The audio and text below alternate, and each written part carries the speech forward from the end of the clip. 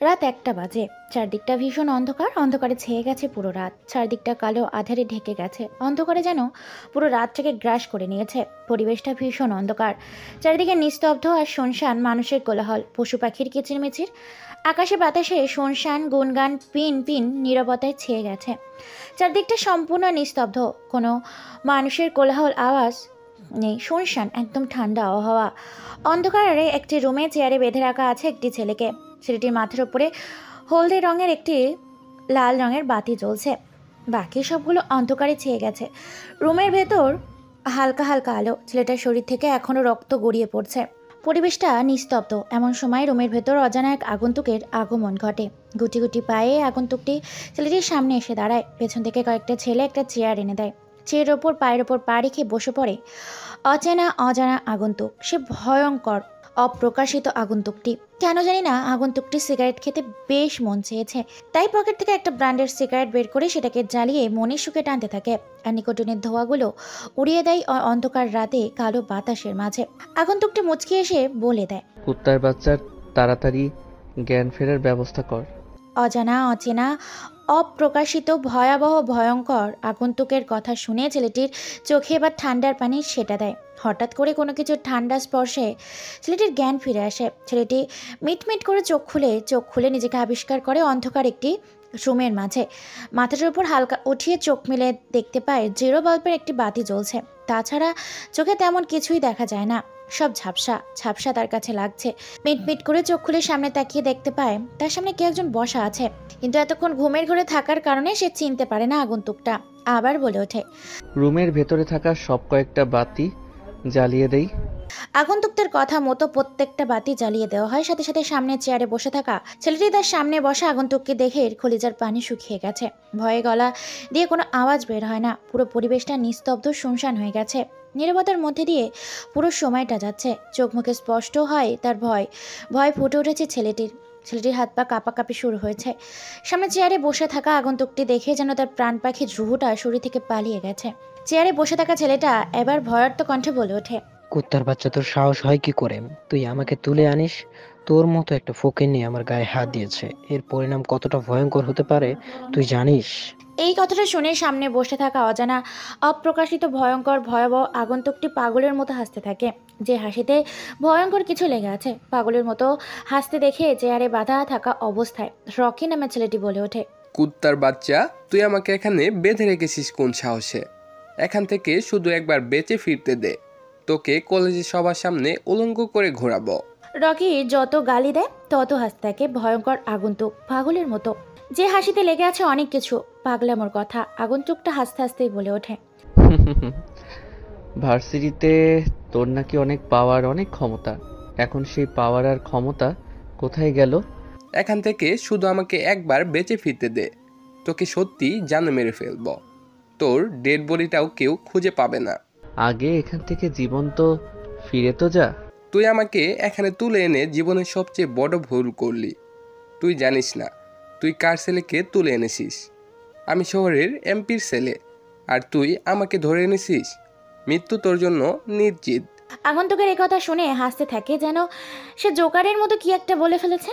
যে কথা শুনে আগন্তুক আকাশ হাসতে থাকে। হ্যাঁ, আগন্তুক আর কেউ না, আকাশ গ্যাংস্টার। আকাশ, শুধু আকাশ বললে ভুল হবে, গ্যাংস্টার দা একে, যার নামে সবাই থরথর করে কাঁপে। এ হচ্ছে সেই গ্যাংস্টার আকাশ। আকাশ মুচকি এসে বলে ওঠে, কুত্তার বাচ্চা, তুই জানিস আমি কে?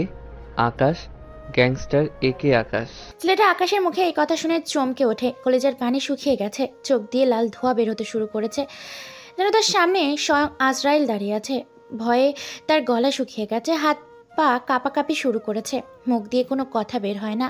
ছেলেটা ভয়ে থরথর করে কাঁপতে শুরু করেছে। ছেলেটা আমতা আমতা করে বলে ওঠে, আকাশ, একে গ্যাংস্টার আকাশ মানে? তুই তো কলেজের একটা সাধারণ ফকিন্নি, তুই কি করে গ্যাংস্টার হতে পারিস? তুই কি সবাইকে তোর মতো ভাবিস নাকি? আমি বিশ্বাস করি না তুই যে গ্যাংস্টার একে আকাশ চৌধুরী। বিশ্বাস করা বা না করা তোর একান্ত ব্যাপার। তবে তোর সাথে এখন যেটা করব সেটা তুই নিজের চোখে দেখার অবস্থায় থাকবি না। কথাটা বলে রকির হাতে ও পায়ের শিরার উপশিরাগুলো কেটে দেয়। সাথে সাথে গড়গড় করে রক্ত বের হতে থাকে। চিনচিন ব্যথায় রকি চিৎকার করে ওঠে। গড়গড় করে রক্ত বের হতে শুরু করেছে। এমন সময় আকাশ বলে ওঠে, তোর শাস্তি হচ্ছে তুই ভার্সিটিতে নির্দোষ মানুষদের সাথে অন্যায় করিস। এ কারণে আজকে তোর মৃত্যুটা হবে খুব যন্ত্রণাদায়ক। কথাটা বলে রকির মুখের ভেতর একটা কাপড় ঢুকিয়ে দেয়। তারপর চোখের ইশারা দেওয়ার সাথে সাথে কয়েকটা ছেলে একটা পানি বালতি নিয়ে আসে। তারপর সেই পানির বালতিতে চুন ঢেলে দেওয়া হয়। তারপর পুরো পানিটাকে চুনের সাথে মিশিয়ে একটা ইঞ্জেকশনের সিরিঞ্জের সম্পূর্ণ পানি রকির মুখের ভেতর ঢেলে দেয় এবং খাওয়াতে থাকে। সাথে সাথে চুনের তীব্র পাওয়ার ও আকারের ভেতরটা পুড়ে যেতে থাকে, পুড়তে শুরু করেছে। ছটফট করতে থাকে রকি, যেন এই অত্যাচার সে সহ্য করতে পারে না। তারপর একটা ব্লেড নিয়ে হালকা করে শরীরের চামড়া কেটে দেয়। তারপর হাত দিয়ে শরীর থেকে চামড়াগুলো আলাদা করতে থাকে। জীবন্ত অবস্থায় এভাবে শরীর থেকে সমস্ত চামড়াগুলো আলাদা করে ফেলে। তারপর একটা ধারালো ব্লেড দিয়ে শরীরের মাংসগুলোকে পিস পিস করে কাটতে থাকে। ব্যথায় চিৎকার করতে থাকে রকি। রকির শরীরে কোনো রক্ত নেই, রক্ত ছাড়া শরীরটা নীল হয়ে গেছে। রক্ত শূন্য হয়ে পড়েছে রকির শরীরটা। কেটে পিস পিস করে শরীরটাকে একটা বক্সের ভিতর প্যাকেট করে ভার্সিটির মাঠে ফেলে আসতে বলে। তারপর আকাশ সেখান থেকে যায়। যখনই চলে আসতে যাবে তখনই পেছন থেকে নীল বলে ওঠে, ভাই আপনি কি আর কোনোদিন আপনার শহরে ফিরে যাবেন না? এই কথা শুনে আকাশ একটা রহস্যময় মুচকি হাসি দেয়, যে হাসিতে লেগে আছে অনেক অজানা রহস্যের কথা। মুচকি হাসি দিয়ে বলে ওঠে, ফিরবো, তবে এখন না। যেদিন মানুষের মতো মানুষ হয়ে বাবার সামনে দাঁড়াতে পারবো। কথাটা বলে আকাশ বেরিয়ে পড়ে। ভোর 4টা বাজে। ভার্সিটির মাঠে লাশের টুকরাগুলো ফেলে চলে যায় নীল ও তার দলবল। দেখতে দেখতে সকাল হয়ে যায়। নিজেদের জীবন নির্বাহের জন্য ছাত্রছাত্রীরা ভার্সিটির মাঠে উপস্থিত হতে শুরু করেছে। ভার্সিটির মাঠের মাঝখানে বক্সের ভিতর সেই লাশের টুকরোগুলো প্যাকেট করে রেখে দেওয়া আছে। ধীরে ধীরে ছাত্রছাত্রীর ভিড় করতে থাকে সেটা দেখার জন্য। পিয়ন এসে বক্সের মুখ খুলে সাথে সাথে এই দৃশ্য দেখে সবার কলিজার পানি শুকিয়ে যায়। সবাই ভয়ে কয়েক হাত পিছিয়ে যায়। মুহূর্তের মধ্যে খবর পেয়ে সেখানে পুলিশ, এমপি, ম্যাজিস্ট্রেট, কমিশনার, সেনাবাহিনী এসে হাজির হয়। উপস্থিত হয় সাংবাদিক, পেজ, মিডিয়া। আকাশে উড়িয়ে দেওয়া হয় বেশ কয়েকটা ড্রোন। সাংবাদিক টিভি স্ক্রিনে ক্যামেরা ওপেন করে ক্যামেরার সামনে দিয়ে বলে ওঠে, সকাল 8টার খবরে আপনাদের সবাইকে আমন্ত্রণ। এমপির ছেলে রকিকে খুব নৃশংসভাবে হত্যা করে টুকরো টুকরো করে মেরে ফেলে গেছে। বাক্সের ভেতরে ভার্সিটির মাঠে ফেলে গেছে তার টুকরো টুকরো লাশটাকে। উপস্থিত হয়েছে বাংলাদেশ পুলিশ, সেনাবাহিনী, ম্যাজিস্ট্রেট, এমপি, মন্ত্রী। খুব নৃশংসভাবে হত্যা করায় এমপি পুরোপুরি ভেঙে পড়েছে। কে হত্যা করেছে বা কারা হত্যা করেছে এর কোনো প্রমাণ পাওয়া যায়নি। পুলিশ, সেনাবাহিনী তাদের মতো করে তদন্ত করছে। রকির দেহটাকে টুকরো টুকরো করে কয়েক পিস করে ভার্সিটির মাঠে ফেলে গেছে, বাক্সের ভেতরে প্যাকেট করে। দেখেই বোঝা যাচ্ছে লাশটার অবস্থা। দেখেই ধারণা করেছে বাংলাদেশ পুলিশ খুব নৃশংস এবং অত্যাচার করে হত্যা করা হয়েছে রকিকে। এটা কোনো পরিকল্পনাভাবেই খুন করা হয়েছে তাকে। এছাড়া আরও বিস্তারিত জানতে আমাদের চ্যানেলটিকে ভিজিট করুন। এমপি পুরোপুরি ভেঙে পড়েছে। নিজের ছেলের মৃত্যু দেখে কান্নায় ভেঙে পড়েছে। হুইল চেয়ার করে এমপিকে নিয়ে আসা হয় হাসপাতালের উদ্দেশ্যে। ভার্সিটির মাঠে হাজার হাজার ছাত্রছাত্রী, সাধারণ মানুষের সমাগম শুরু হয়েছে। ভার্সিটির মাঠ পুরো নিস্তব্ধ আর শুনশান হয়ে গেছে। এরকম ঘটনাতে থমকে গেছে পুরো ভার্সিটির মাঠ। ছাত্রছাত্রীদের মধ্যে ভয়ের এক ভয়ঙ্কর ভয়াবহতা কাজ করছে। ভয়ে ছাত্রছাত্রীরা জড়সড় হয়ে গেছে। কারোর মুখে তেমন কোনো কথা নেই, হাসি নেই। পুরো ভার্সিটি যেন থমকে গেছে, স্তব্ধ হয়ে গেছে পুরো ভার্সিটি। অসংখ্য ছাত্রছাত্রী, সাধারণ মানুষ এবং জনগণে পরিপূর্ণ হয়ে গেছে ভার্সিটির মাঠ। এমন সময় গুটি গুটি পায়ে ভেতর প্রবেশ করছে একটি ছেলে। কাঁধে ব্যাগ, হাতে ঘড়ি, চোখে মোটা ফ্রেমের চশমা, মাথায় তেল দিয়ে আছড়ে নেওয়া, পরনে সব ঢিলাঢালা পোশাক, পায়ে সিম্পল স্যান্ডেল। হেলতে দুলতে ভার্সিটির ভেতর প্রবেশ করছে ছেলেটি। ভার্সিটির গেটের সামনে গিয়ে চশমাটা নাকের কাছে এনে ভালো করে ভার্সিটির নামটা পড়ে নেয়। বাংলাদেশ চট্টগ্রাম ভার্সিটির আদর্শ বিদ্যালয় নামটা পড়ে এদিক ওদিক তাকায়। আবার গুটি গুটি পায়ে ভার্সিটির ভেতর প্রবেশ করে। ভেতর প্রবেশ করে ছেলেটা থমকে যায়, কেননা সামনে তাকিয়ে দেখতে পায় পুরো ভার্সিটির মাঠ সাধারণ জনগণে, ছাত্রছাত্রী, ওদিক খেটে খাওয়া মানুষগুলো জনসমুদ্র তৈরি হয়েছে। ভার্সিটির মাঠে ভিড় ঠেলে সামনে গিয়ে দেখতে পায় কে বা কারা খুব নৃশংসভাবে হত্যা করে ফেলে গেছে এমপির ছেলে রকিকে। টুকরো টুকরো করে ফেলে গেছে বক্সের মাধ্যমে ভার্সিটির মাঠে। ধীরে ধীরে ভার্সিটির মাঠ খালি করা হয়। আস্তে আস্তে মানুষের ভিড় কমতে শুরু করে। সাথে সাথে ছাত্রছাত্রীদের মধ্যে আতঙ্ক সৃষ্টি হয়েছে। ভার্সিটিটা থমকে আছে। এমন সময় ভার্সিটির ভেতর প্রবেশ করে বেশ কয়েকটা দামি গাড়ি। বডিগার্ডগুলো গিয়ে কালো রঙের দামি লাক্সারি গাড়ির জানলা খুলে দেয়। সাথে সাথে সিনেমার স্টাইলের মতো গাড়ির ভেতর থেকে কে একজন একটা পা বের করে, তারপর হাত বের করে, তারপর এন্ট্রি নেয় হিরোইনদের মতো ভার্সিটির মাঠে। পরে জিন্স প্যান্ট, সাদা রঙের একটি টি শার্ট, শর্ট ইন করা, বেল্ট মারা, পায়ে দামি ক্যাট, চোখে রঙিন সানগ্লাস, চুলগুলো খোপা করে পেছন থেকে আটকে দেওয়া, হাতে দামি ঘড়ি, গুটি গুটি পায়ে সামনে এগিয়ে যাচ্ছে। তার পেছনে আছে বেশ কয়েকটা বডিগার্ড। হ্যাঁ, মেয়েটা দেখতে অসম্ভব সুন্দর। ডানাকাটা পরি যেন মেয়েটাকে এই পোশাকে পুরোই হট লাগছে। দেখতে ঝাঁকানাকা, অসম্ভব সুন্দর, উজ্জ্বল ফর্সা গায়ের রং, উচ্চতা বেশ স্বাস্থ্যবান, বডি ফিটনেস দেখতে শুনতে ভালোই স্টাইলিশ। যে কোনো ছেলে প্রথমবার দেখলে প্রেমে পড়তে বাধ্য হবে। মেয়েটি গুটি গুটি পায়ে সামনে এগিয়ে গিয়ে কয়েকটা মেয়ের কাছে গিয়ে থমকে দাঁড়ায়। মেয়েটাকে দেখে উপস্থিত থাকা তার বান্ধবীগুলো বলে ওঠে, কি রে ইরা, তুই এখন আসছিস ভার্সিটিতে? ভার্সিটিতে বিশাল একটা ঝামেলা হয়ে গেছে, আর তুই কিনা এখন ভার্সিটিতে এলি? বর্ষা নামে মেয়েটির কথা শুনে মেয়েটি মুচকি একটা হাসি দেয়। মুচকি এসে চোখ থেকে কালো রঙের সানগ্লাসটা খুলে ফেলে, তারপর সাদা রঙের টি শার্টের ভেতর চশমাটা বুকের ওপর ঝুলিয়ে দেয়। দেখতে যা ঝাক্কাস লাগছে না, বলার বাইরে। তারপর মেয়েটা মুচকি এসে বলে ওঠে, কেন, কি হয়েছে? আর ভার্সিটির মাঠে এত পুলিশ, র্যাব, সেনাবাহিনী, সাধারণ খেটে খাওয়া রাস্তার দিনমজুর সাধারণ মানুষ এত এখানে কি করছে? ভার্সিটির মাঠে কি হয়েছে? একসাথে মেয়েটার এতগুলো প্রশ্ন শুনে বর্ষা সহ বাকি মেয়েগুলো হাঁপিয়ে যায়। বর্ষা এক এক করে মেয়েটার প্রশ্নের উত্তর দিয়ে বলে ওঠে, আমাদের বন্ধু রকিকে কেউ বা কারা রাতের আঁধারে অন্ধকারে খুব নৃশংসভাবে হত্যা করেছে, শরীরটাকে কেটে টুকরো টুকরো করে ফেলেছে। আর তুই কিনা বলছিস ভার্সিটির মাঠে কি হয়েছে? মেয়েটা তো এই কথা শুনে পুরো টাসকি খেয়ে গেছে। হতবাক দৃষ্টিতে ভার্সিটির মাঠের দিকে তাকিয়ে আছে। ধীরে ধীরে ভার্সিটির মাঠের ভিড় কমতে শুরু করেছে, পুরো মাঠ ফাঁকা হতে শুরু করেছে। এ কথা শুনে মেয়েটা চমকে ওঠে আর বলে ওঠে, রকিকে কেউ হত্যা করেছে মানে? কাল রাতে তো আমি রকির সঙ্গে কথা বললাম, তাহলে রাতারাতি রকিকে কে হত্যা করলো? তাছাড়া রকির গায়ে হাত দিবে এমন কেউ তো এই শহরে নেই। রকি তো ভীষণ ডেঞ্জারাস, আর তাকে কিনা কেউ বা কারা হত্যা করেছে ভাবতে আমার অবিশ্বাস লাগছে। মেয়েটা এই কথা শুনে বর্ষা বলে ওঠে, শুধু তাকে মেরে হত্যা করেনি, তার শরীরটাকে কেটে টুকরো টুকরো করে গেছে এবং খুব অত্যাচার করেছে। পুলিশ তদন্ত করছে কে এই হত্যা করেছে। ভার্সিটির সবাই রকিকে ভয় পেত, আর রকিকে কিনা কেউ বা কারা নৃশংসভাবে হত্যা করেছে আমার এখনো বিশ্বাস হচ্ছে না। সবটাই আমার অবিশ্বাস লাগছে। আচ্ছা, কালকে সেই খ্যাত ছেলেটা এসেছে? ইরার কথা শুনে বর্ষা সহ সবাই এদিক ওদিক তাকিয়ে দেখতে পায় কোথাও কালকে সেই খ্যাত ছেলেটাকে দেখা যায় কিনা। বেশ কিছুক্ষণ এদিক ওদিক তাকিয়ে বর্ষা এবার বলে ওঠে, এখনো আমার চোখে পড়েনি, হয়তো বা এসেছে, কোথাও আছে। এত মানুষের মধ্যে তাকে কোথায় খুঁজবো? কেন, কি হয়েছে? বর্ষার কথা শুনে সবাই এদিক ওদিক ভালো করে তাকিয়ে দেখে, কিন্তু কোথাও দেখতে পায় না খ্যাত কালো ছেলেটাকে। বর্ষার কথা শুনে এবার ইরা মুচকি এসে বলে ওঠে, আমার তো সেই কালকের খ্যাত ছেলেটাকে সন্দেহ হয়, কেননা ওই ছেলেটাকে কালকে এত অত্যাচার করলাম, এত কিছু করলাম, কিন্তু কালকে সেই ছেলেটা কোনো কিছু করলো না। খ্যাত হাবাগোবা ছেলেটাকে যতটা খ্যাত মনে হয় ততটা সে খ্যাত না।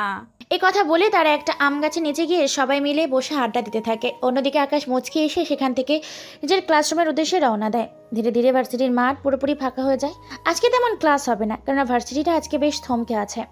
রকির মৃত্যুতে পুরো ভার্সিটিটা থমকে গেছে, তাই প্রিন্সিপাল জানিয়ে দিয়েছে আজকে কোনো ক্লাস হবে না। ভার্সিটিতে আর কোনো ক্লাস হবে না, তাই গুটি গুটি পায়ে আকাশ ভার্সিটি থেকে বেরিয়ে যেতে শুরু করেছে। প্রায় কম বেশি সকল ছাত্রছাত্রী বেরিয়ে যেতে শুরু করেছে।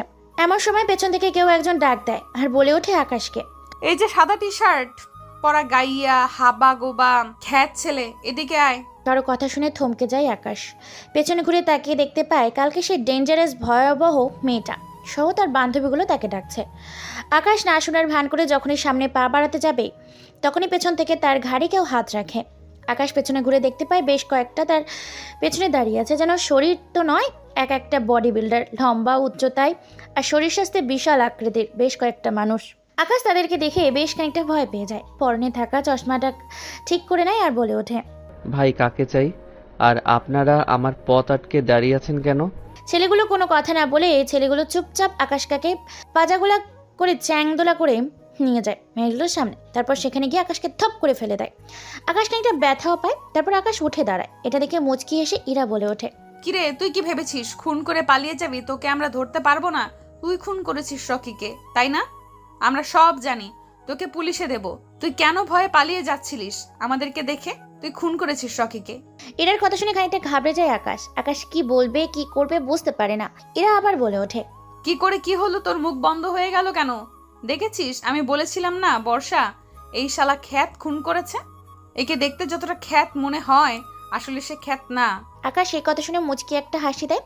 তারপর কথা ঘুরানোর জন্য আকাশ মুচকি এসে বলে ওঠে, আপু, আপনি কাকে কি বলছেন জানেন তো? রকিকে। আর আমি রকিকে কেনই বা খুন করতে যাব? কি, তুই রকিকে চিনিস না? কালকে তোকে রকি এত অপমান করলো ভার্সিটিতে, তারপরও তুই রকিকে চিনিস না? সত্যি আপু, আমি রকিকে চিনি না। কে রকি? আর কালকে যে ছেলেটা আমাকে অপমান করেছিল তাকে তো আমি চিনি না। ভার্সিটিতে তো আমি নতুন এসেছি, তাই কাউকে চিনি না। তুই খুব চালাক। আমার তো তোকে সন্দেহ হয়। তোকে দেখতে যতটা ইনোসেন্ট মনে হয়, তুই আসলে ঠিক ততটা ইনোসেন্ট হতে পারিস না। আপু, কেন শুধু শুধু আমার মতো একটা গরিব ছেলেকে জেলের ভাত খাওয়ানোর জন্য উঠে পড়ে লেগেছেন? আমি তো কোনো কিছুই জানি না। ছেলেটার এরকম কাঁদো কাঁদো এবং অসহস্ত দেখে ইরার বান্ধবীরা ইরাকে থামিয়ে দেয়। বর্ষা বলে ওঠে, এই যে আকাশ, তুমি এখান থেকে চলে যাও। আর হ্যাঁ, ভার্সিটিতে ইরার কথার অবাধ্য হলে কিন্তু তোমার কালকের মতো অবস্থা হবে। আর বেশি কথা না বলে এখান থেকে চলে যাও। তারপর আকাশ কোনো কথা বলে না, সেখান থেকে মুচকি হেসে গুটি গুটি পায়ে বেরিয়ে যায় ভার্সিটি থেকে। পায়ে হেঁটে নিজের মতো করে আনমনে পায়ে হেঁটে যাচ্ছে আকাশ। এদিকে এমপি পাগল হয়ে উঠেছে নিজের ছেলের রাজটাকে দেখে। চারিদিকে পুলিশ লোকজন লাগিয়ে দিয়েছে। যে করে হোক তার ছেলের খুনের হত্যার প্রতিশোধ নিবে এমপি নিজের হাতে। এইদিকে ভার্সিটি থেকে বেরিয়ে পড়ার পর গুটি গুটি পায়ে চলে আসে একটা বস্তিতে। তারপর হালকা কিছু খেয়ে ফ্রেশ হয়ে বিশ্রাম নিতে থাকে আকাশ। বিকেলে 4টা বাজে। গ্যারেজ থেকে একটা ট্যাক্সি নিয়ে আকাশ বেরিয়ে পড়ে ভাড়া মাটার জন্য। এক এক করে ভাড়া মারতে থাকে। সন্ধ্যা প্রায় হতে চলেছে। চারদিকটা অন্ধকার হতে শুরু করছে। আকাশ বেশ ক্লান্ত আজকে। ভাড়া মেরেছে কয়েক হাজার টাকার। তারপর গাড়ি নিয়ে গ্যারেজে জমা দিয়ে কিছু টাকা নিয়ে আর কিছু টাকা দিয়ে এসে বস্তিতে চলে যায়। রাত 10টা বাজে। বইয়ের পাতায় চোখ রেখে মন দিয়ে পড়তে থাকে আকাশ। আকাশকে দেখে যে করে হোক তাকে মানুষের মতো মানুষ হতে হবে। তার বাপের স্বপ্ন পূরণ করতেই হবে। তাই আকাশ বইয়ের পাতায় মন রেখেছে। পড়ছে এমন সময় টেবিলের উপর থাকা ফোনটা বেজে ওঠে। ফোনের স্ক্রিনে তাকিয়ে দেখতে পায় তার মা ফোন করেছে। তাই দেরি না করে ফোনটা রিসিভ করে সাথে সাথে ফোনের ওপাশ থেকে বলে ওঠে, হ্যালো আকাশ, কোথায় আছিস তুই বাবা? বাড়িতে আসবি না? তোকে ছাড়া পুরো বাড়িটা ফাঁকা ফাঁকা লাগছে। আকাশ এ কথা শুনে একটা হাসি দেয় আর কান্না ভাঙা গলায় বলে ওঠে, যাবো মা, তবে এখন না। যেদিন নিজেকে মানুষের মতো মানুষ করে প্রতিষ্ঠিত করতে পারবো সেদিন গিয়ে ওই বাড়িতে আমি দাঁড়াবো, এর আগে না। দেখ বাবা, তুই তোর বাবার কথায় কিছু মনে করিস না। উনি তোর রাগের মাথায় এসব বলেছে। তুই চলে আয় বাড়িতে। আকাশ এ কথা শুনে মুচকি এসে বলে ওঠে, বাবা তো ঠিক বলেছে মা, কারণ বাবার কথা শুনে যদি আজকে বাইরে না বের হয়ে চলে আসতাম তাহলে এই পৃথিবীটা কত কঠিন সেটা বুঝতে পারতাম না। তোকে ছাড়া যে এই বাড়িটা শূন্য শূন্য লাগছে, তোকে যে দেখার জন্য আমার মনটা ব্যাকুল হয়ে আছে। সময় হলে ঠিক চলে আসবো মা, তুমি শুধু আমার জন্য দোয়া করো যেন আমি মানুষের মতো মানুষ হয়ে বাবার সামনে গিয়ে দাঁড়াতে পারি। আকাশের মা আর কোনো কথা বলে না, কলটা কেটে দেয়। আকাশ তারপর নিজের মতো করে বই পড়তে থাকে। পড়তে পড়তে আকাশ কখন যে ঘুমিয়ে গেছে সেদিকে কোনো খেয়াল নেই। এই সুযোগে আকাশের পরিচয়টা আপনাদের দিয়ে দিই যে আকাশ কোত্থেকে এলো। আমাদের গল্পের নায়ক হলো আকাশ। আকাশ হচ্ছে শহরের সবচেয়ে বড় বিশিষ্ট শিল্পপতি এবং রাজনৈতিক নেতা মন্ত্রীর ছেলে। সবাই আকাশকে আকাশ চৌধুরী বলে চিনে, কিন্তু কেউ জানে না যে আকাশ মন্ত্রীর ছেলে। আকাশ দেখতে ভীষণ সুন্দর, স্মার্ট, স্বাস্থ্যবান, লম্বায় 6 ফুট 5 ইঞ্চি, দেখতে সুন্দর। কিছু কারণে আকাশ মন্ত্রী বাড়ির মহল থেকে বেরিয়ে এসেছে ফুটপাতে নিজেকে প্রতিষ্ঠিত করবে বলে। প্রতিষ্ঠিত যদি হতে পারে তাহলে সে বাবা মার সামনে গিয়ে দাঁড়াবে। তার আগে কখনোই তার বাবার সামনে গিয়ে দাঁড়াবে না, প্রতিজ্ঞা করেছে আকাশ। তাই বাড়ি থেকে বেরিয়ে এসেছে। চলুন তাহলে আকাশ কেন বাড়ি থেকে বেরিয়ে এসেছে সেটা আপনাদের বলে দিই। আকাশ হচ্ছে 2 ভাই বোন। আকাশ বরাবর পড়ালেখার পাশাপাশি মারপিট করতে খুব ভালোবাসত। স্কুলে থাকতে এসে খুব মারপিট করত। শহরে বেশ পাওয়ার ছিল আকাশের দাপট ছিল। শহরের সবাই আকাশকে আকাশ গ্যাংস্টার বলেই চিনত। শহরে যত ঝামেলা হতো প্রত্যেকটা ঝামেলার সাথে আকাশের নাম জড়িয়ে থাকতো, কারণ আকাশ সবার সাথে ঝামেলা করতো। আকাশের সাথে সহজে কেউ পেরে উঠতো না। আকাশকে তার বাবা মা অনেক বোঝায়, কিন্তু আকাশ কোনোভাবেই বোঝে না। সে মারপিট করতে ভীষণ ভালোবাসে। আকাশকে ভার্সিটির সবাই ভয় পেত। আকাশ থাকতো রাজশাহীতে। রাজশাহীর সবাই আকাশকে এক নামে চিনত। ভার্সিটির সবসময় রাব্বির সাথে তার ঝামেলা লেগেই থাকতো। রাব্বি ছিল ভার্সিটির উচ্ছৃঙ্খল, সবার সাথে ঝামেলা করতো, মারপিট করতো। রাব্বির বাবা ছিল প্রভাবশালী বিজনেসম্যান, বাংলাদেশের কোটিপতি 10 জনের মধ্যে একজন। তাই রাব্বির বেশ পাওয়ার ছিল ভার্সিটির। কাউকে সে ভয় করতো না। আকাশের সাথে সবসময় ঝামেলা লেগেই থাকতো। আকাশও কাউকে তুয়াক্কা করতো না। ঝামেলা করলে মারপিট শুরু করে দিত। আকাশ তার বন্ধুদের সাথে ভার্সিটির মাঠে বসে আছে। এমন সময় নীল কোথা থেকে যেন দৌড়ে এসে বলে ওঠে, আর আকাশ, তুই এখানে বসে আসিস, আর ওদিকে রাব্বি ও তার দলবল আমাদের বন্ধু রাজুকে খুব নৃশংসভাবে মারছে। আকাশ এই কথা শুনে বর্ষা থেকে উঠে দাঁড়ায়। সবাই উঠে দাঁড়ায়। আকাশ বলে ওঠে, ওই কুত্তার বাচ্চা রাব্বির এত বড় সাহস, সে আকাশের বন্ধুর গায়ে হাত দিয়েছে। কোথায় তারা? ওরা সবাই রাজুকে কলেজের গেটের সামনে মারছে, আমি দেখে চলে এলাম তোকে বলতে। ওই কুত্তার বাচ্চার এত বড় সাহস, ওকে আজকে জানে মেরে ফেলবো। এটা বলে তারা সবাই একসাথে লাঠি সোটা নিয়ে কলেজের গেটের সামনে যায়। সেখানে গিয়ে দেখতে পায় রাব্বি ও তার বন্ধু মিলে রাজুকে খুব নৃশংসভাবে মারতে শুরু করেছে। এদিকে আকাশ ও তার বন্ধুরাও যাচ্ছে। রাব্বি সহ তার দলবল রাজুকে ছেড়ে দেয়। তারপর তারা যখনই পালাতে যাবে তখনই তাদের সাথে ভার্সিটির সংঘর্ষ লেগে যায়। তোলপাড় মারামারি শুরু হয়ে যায়। মারামারিতে রাব্বির হাত পা ভেঙে দেয়। সবাইকে মেরে শুইয়ে দিয়েছে আকাশ। সবাইকে খুব মারতে মারতে আকাশ বলে ওঠে, কুত্তার বাচ্চা, তোদের সাহস হয় কি করে আমার বন্ধুর গায়ে হাত দেওয়া? বলে আরও বেধড়ক মারতে থাকে। মারতে মারতে আধমরা করে ফেলেছে রাব্বিকে ও তার বন্ধুদেরকে। আকাশ তার বন্ধুরা আটকায় আকাশকে, কোনোভাবেই থামাতে পারে না। কোনোভাবেই আকাশকে সেখান থেকে সরিয়ে নিয়ে আসে। এবার কয়েকটা গাড়িতে করে রাব্বি ও তার বন্ধুদেরকে হাসপাতালের উদ্দেশ্যে পাঠিয়ে দেয়। রাব্বিকে তারা নিয়ে যায় হসপিটালে। রাব্বির বাবা কোটিপতি থাকায় মন্ত্রীর অফিসে গিয়ে আকাশের বাবাকে হুমকি দেয়, ওনার ছেলের যদি কোনো কিছু হয়ে যায় তাহলে সে আকাশ সহ মন্ত্রী সাহেবকে এবার উপযুক্ত জবাব দিবে। আকাশের বাবা এই কথা শুনে ভীষণ রেগে যায়। আকাশ গুটি গুটি পায়ে বাড়ির ভেতরে প্রবেশ করছে। মন্ত্রী সাহেব ভীষণ রেগে আছে। আকাশ বাড়ির ভেতরে প্রবেশ করার সাথে সাথেই আকাশের গালে বেশ পরপর কয়েকটা থাপ্পড় দিয়ে মন্ত্রী সাহেব বলে ওঠে, তুই কি গুন্ডা হয়েছিস নাকি মাস্তান হয়েছিস? তোর জন্য আমি কি শান্তিতে বাঁচতে পারবো না? তোর নামে আজ আমার কাছে আলতাফ সাহেব অভিযোগ করেছে, আমাকে হুমকি দিয়েছে। এই শহরের মন্ত্রী হলো আমি, আর ওনার মতো একটা 2 টাকার কোটিপতি এসে কিনা আমাকে হুমকি দিয়েছে। কতটা লজ্জাজনক বিষয়। ছিছি, তোর মতো কুলাঙ্গারকে আমি জন্ম দিয়েছি ভাবতেই আমার ঘৃণা লাগছে। কথাগুলো বলে মন্ত্রী সাহেব নিজের রুমে চলে যায়। আকাশ সেখানে থমকে আছে। আকাশ ভীষণ রেগে গেছে। আলতাফ সাহেবের উপর সে তার বাবাকে হুমকি দিয়েছে। আকাশ মারপিট থেকে শুরু করে খুন খারাপি সবই করতো। ধীরে ধীরে আকাশ গ্যাংস্টার হয়ে উঠেছিল। রাতের আধারে অন্ধকারে বিভিন্ন সিক্রেট মিশনে আকাশ গিয়েছে। আন্ডারওয়ার্ল্ডের শীর্ষে মস্তান ও মাফিয়াগুলো আকাশকে এক নামে চিনত, আকাশ দ্য গ্যাংস্টার। একে নামটা শুনলে সবার কলিজার পানি শুকিয়ে যেত। আকাশ ভীষণ রেগে গেছে আলতাফ সাহেবের ওপর, যেন সেই মুহূর্তে আলতাফ সাহেবের নিজের সামনে পেলে জবাই করে ফেলতো। আকাশ কোনোভাবেই নিজের ডাকটাকে সামলাতে পারে না। এমন সময় আকাশের মা বলে ওঠে, তোকে আর কতবার বোঝাবো যে তুই আর মারপিট করিস না, ভালো হয়ে যা। তোর তো কোনো কিছুই অভাব নেই, তারপরও তুই আমার কথা শুনিস না। তোর জন্য শুধু শুধু আমাকেও তোর বাবার কাছে গালি খেতে হয়। আকাশ কোনো কথা বলে না, চুপচাপ আকাশ নিজের রুমে চলে যায়। আকাশের একটা ছোট বোন আছে, নাম মায়া, দেখতে ভীষণ মিষ্টি। এবার ফার্স্ট ইয়ারে পড়ে। এদিকে রাব্বি বাবা আলতাফ সাহেব রাব্বির চিকিৎসা করতে থাকে। রাব্বি অপমান রাব্বি মেনে নিবে না, যে করে হোক প্রতিশোধ নিবে, উপযুক্ত জবাব দিবে আকাশকে। সন্ধ্যা 7টা বাজে। আকাশ নিজের রুমে বসে আছে, মোবাইলে গেমস খেলছে। এমন সময় তার ফোনটা বেজে ওঠে। ফোনের ওপাশ থেকে নীল বলে ওঠে, হ্যালো আকাশ, তুই এখন কোথায় আছিস? আজকে একটা মিশনে যেতে হবে।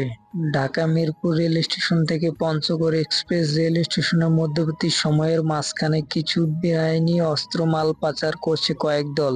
আকাশ এই কথা শুনে বিছানা থেকে উঠে দাঁড়ায়। তারপর আকাশ বলে ওঠে, কতক্ষণে মালগুলো পাচার হবে? আর তুই সবকিছু রেডি করতে বল, আমাদের ছেলেগুলোকে রেডি থাকতে বল। রাত 1টার মধ্যে মাল পাচার করা হবে, আমি খবর পেয়েছি। আর আমি সবাইকে রেডি থাকতে বলে দিয়েছি। সবাই হয়তো রেডি আছে, তুই আসলে মিশনে যাওয়ার জন্য রওনা দিবি। আমি এখনই বাড়ি থেকে বেরিয়ে পড়ছি, তুমি রেডি করো সবকিছু। আমাদের এখানে সবকিছু রেডি করা আছে, শুধু তুই বাদে। তুই আসলে আমরা রওনা দেব পঞ্চগড়ের উদ্দেশ্যে। পঞ্চগড় থেকে রাজশাহী যেতে বেশ কিছু সময় লাগবে। আর আমরা সবাই ট্রেনে যাব, প্রায় 300 জন আমাদের ছেলেপেলে রেডি করা আছে। ট্রেনে নয়, গাড়িতে যাব। তাহলে আমরা কয়েকজন গাড়িতে এবং বাকি সবাইকে ট্রাকে যেতে বলি। ট্রাকে গেলে অল্প সময়ে পৌঁছে যাব আমরা। ওকে। কথাটা বলে আকাশ কল কেটে দেয়। নীল এক এক করে তার দলের সমস্ত ছেলেকে গাড়িগুলোতে তুলে দিয়ে পঞ্চগড়ের উদ্দেশ্যে রওনা দিতে বলে। বাইরে থেকে বেরিয়ে পড়ে গাড়ি নিয়ে। তারপর চলে আসে একটা হোটেলের সামনে। সেখানে এসে নিজের গেট আপ চেঞ্জ করে আকাশ। পরনে সব কালো রঙের পোশাক, পায়ে টেটস, কালো প্যান্ট, কালো জ্যাকেট, কালো টি শার্ট, ইন করা কোট, মাথায় পরা হুডি, চোখে রঙিন সানগ্লাস, হাতে ঘড়ি, কপালে রুমাল বাঁধা, ডানাতে সিগারেট, কোমরে বন্দুক, পায়ে বন্দুক, পেছনে স্পাইপার কোমরে নেওয়া। হোটেল থেকে বেরিয়ে এসে রাস্তার পাশে দাঁড়িয়ে আছে। এমন সময় বেশ কয়েকটা কালো রঙের গাড়ি তার সামনে থামে। তারপর গাড়িগুলোর ভেতর থেকে কয়েকজন এসে গাড়ির জানালা খুলে দেয়। তারপর ভেতরে চড়ে বসে আকাশ। রওনা দেয় পঞ্চগড়ের উদ্দেশ্যে। রাজশাহী থেকে পঞ্চগড় যেতে থাকে তারা নতুন মিশনে। আকাশে গাঙের প্রত্যেকটা ছেলে পরনে কালো পোশাক, কালো জ্যাকেট, কালো প্যান্ট, কপালে রুমাল বাঁধা, চোখে রঙিন সানগ্লাস, একদম আকাশের মতো পুরো পোশাক পরিধান করে দিয়েছে। কারণ আকাশের শরীরের জ্যাকেট এবং ছেলেগুলোর পরনের টি শার্ট একটু তফাৎ। দেখতে দেখতে রাত 1টা বেজে যায়। কয়েক ঘন্টা অতিক্রম করে চলে আসে তারা পঞ্চগড়ের উদ্দেশ্যে।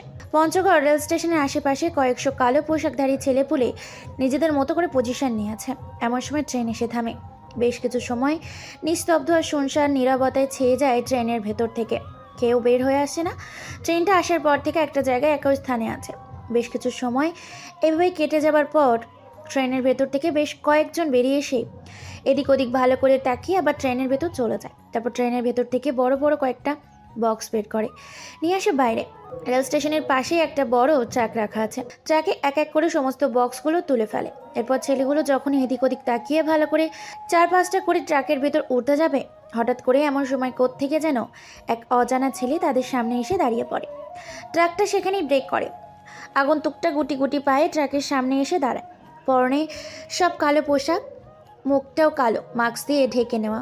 ডান হাতে বন্দুক, বাম হাতে সিগারেট। মনি শুকায় সিগারেট টানতে থাকে আর নিকোটিনের ধোঁয়াগুলো উড়িয়ে দিচ্ছে। এটা দেখে ট্রাকের ভেতর থেকে বেশ কয়েকটা ছেলে বেরিয়ে এসে বলে ওঠে, এই কে তুই? আর এত রাতে এই রেল স্টেশনে তুই কি করছিস? রাস্তা থেকে সরে দাঁড়া, নইলে ট্রাক দিয়ে তোকে পিষে মেরে এখান থেকে চলে যাব। এই কথা শুনে আকাশ কোনো কথা বলে না, পাগল করে একটা হাসি দেয়। তারপর সিগারেটের বাকি অংশটা ফেলে দেয়।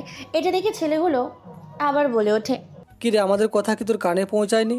নাকি তোকে ট্রাক দিয়ে পিষে মেরে ফেলে চলে যাব?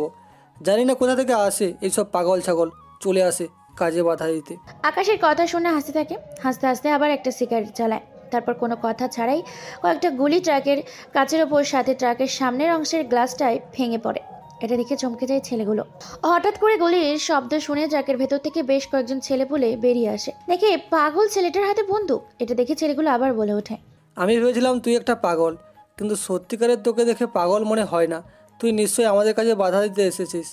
আকাশ এই কথা শুনে পাগলের মতো হাসতে থাকে। হাসতে হাসতে ছেলেগুলোর সামনে এসে ছেলেটার ঘাড়ের উপর হাত রেখেই বলে ওঠে, গ্যাংস্টার দ্য একে কিলার, গ্যাংস্টার একে। আকাশের মুখে কিলার গ্যাংস্টারের নাম শুনে ছেলেগুলোর কয়েক হাত দূরে ভয়ে পিছিয়ে যায়। কারণ ছেলেগুলো জানে কতটা ভয়ানক এবং ডেঞ্জারাস গ্যাংয়ের একটা ছেলেগুলো। আমতা আমতা করে আবার বলে ওঠে, কে তুই? তোর পরিচয় কি? আর তুই কিলার গ্যাংস্টারকে কি করে চিনিস? চেনার প্রয়োজন হয় না, চিনে নিতে হয়। তোদের সামনে দাঁড়িয়ে আছে একে। কথাটা শুনে যেন ছেলেগুলোর মধ্যে একটা ঝড় বয়ে যায়। ছেলেরা কয়েক হাত দূরে ভয়ে পিছিয়ে যায়। এটা শুনে ছেলেগুলোর মধ্যে থেকে একটা ছেলের সামনে এসে আকাশকে কয়েকটা ধাক্কা দিয়ে বলে ওঠে, কুত্তার বাচ্চা, তোর মতো 2 টাকা রাস্তার মাস্তান কিনা একে গ্যাংস্টারের সাথে তুলনা করেছে? তোকে তো এখানে প্রাণে মেরে ফেলবো। এই বলে ছেলেগুলো আকাশকে এলোপাত্রেই মারতে থাকে। আকাশ কোনো কথাই বলে না, মুচকি হাসি দেয়। হঠাৎ করেই কোত্থেকে যেন ঝড়ের বেগে কয়েকটা গুলি এসে ছেলেগুলোর কপাল ভেদ করে। এফোর ওপর হয়ে যায়। নিস্তব্ধ আর শুনশান হয়ে যায় পুরো জায়গাটা পুরো থমকে যায়। ছেলেগুলো নিথর দেহগুলো তাদের মাঝখানেই পড়ে থাকে। এ দৃশ্য দেখে ছেলেগুলো কয়েক হাত পিছিয়ে যায়। আকাশ এটা দেখে পাগলের মতো হাসতে থাকে। মানুষ চিনতে ভুল করলে এরকমই দশা হবে। কে তুই? তোর পরিচয় কি? কোথা থেকে এসেছিস? বা আর কেনই বা আমাদের রাস্তা আটকে দাঁড়িয়ে আছিস? তোর উদ্দেশ্য কি? আমার উদ্দেশ্য হচ্ছে তোদের মালগুলো লুটে নেওয়া। এই তোরা কে কোথায় আছিস? এই বেটা পাগল ছাগলটাকে মেরে এখানে ট্রাকের নিচে চাপা দিয়ে দে। কথাটা বলে বেশ কয়েকটা ছেলে আকাশকে ধরতে আসে। আবার কোথা থেকে যেন স্পাইপার গুলি এসে ছেলেগুলোর শরীর থেকে ক্ষত বিক্ষত করে ফেলে। ভয়ে এবার ছেলেগুলোর কাঁপাকাঁপি শুরু করেছে।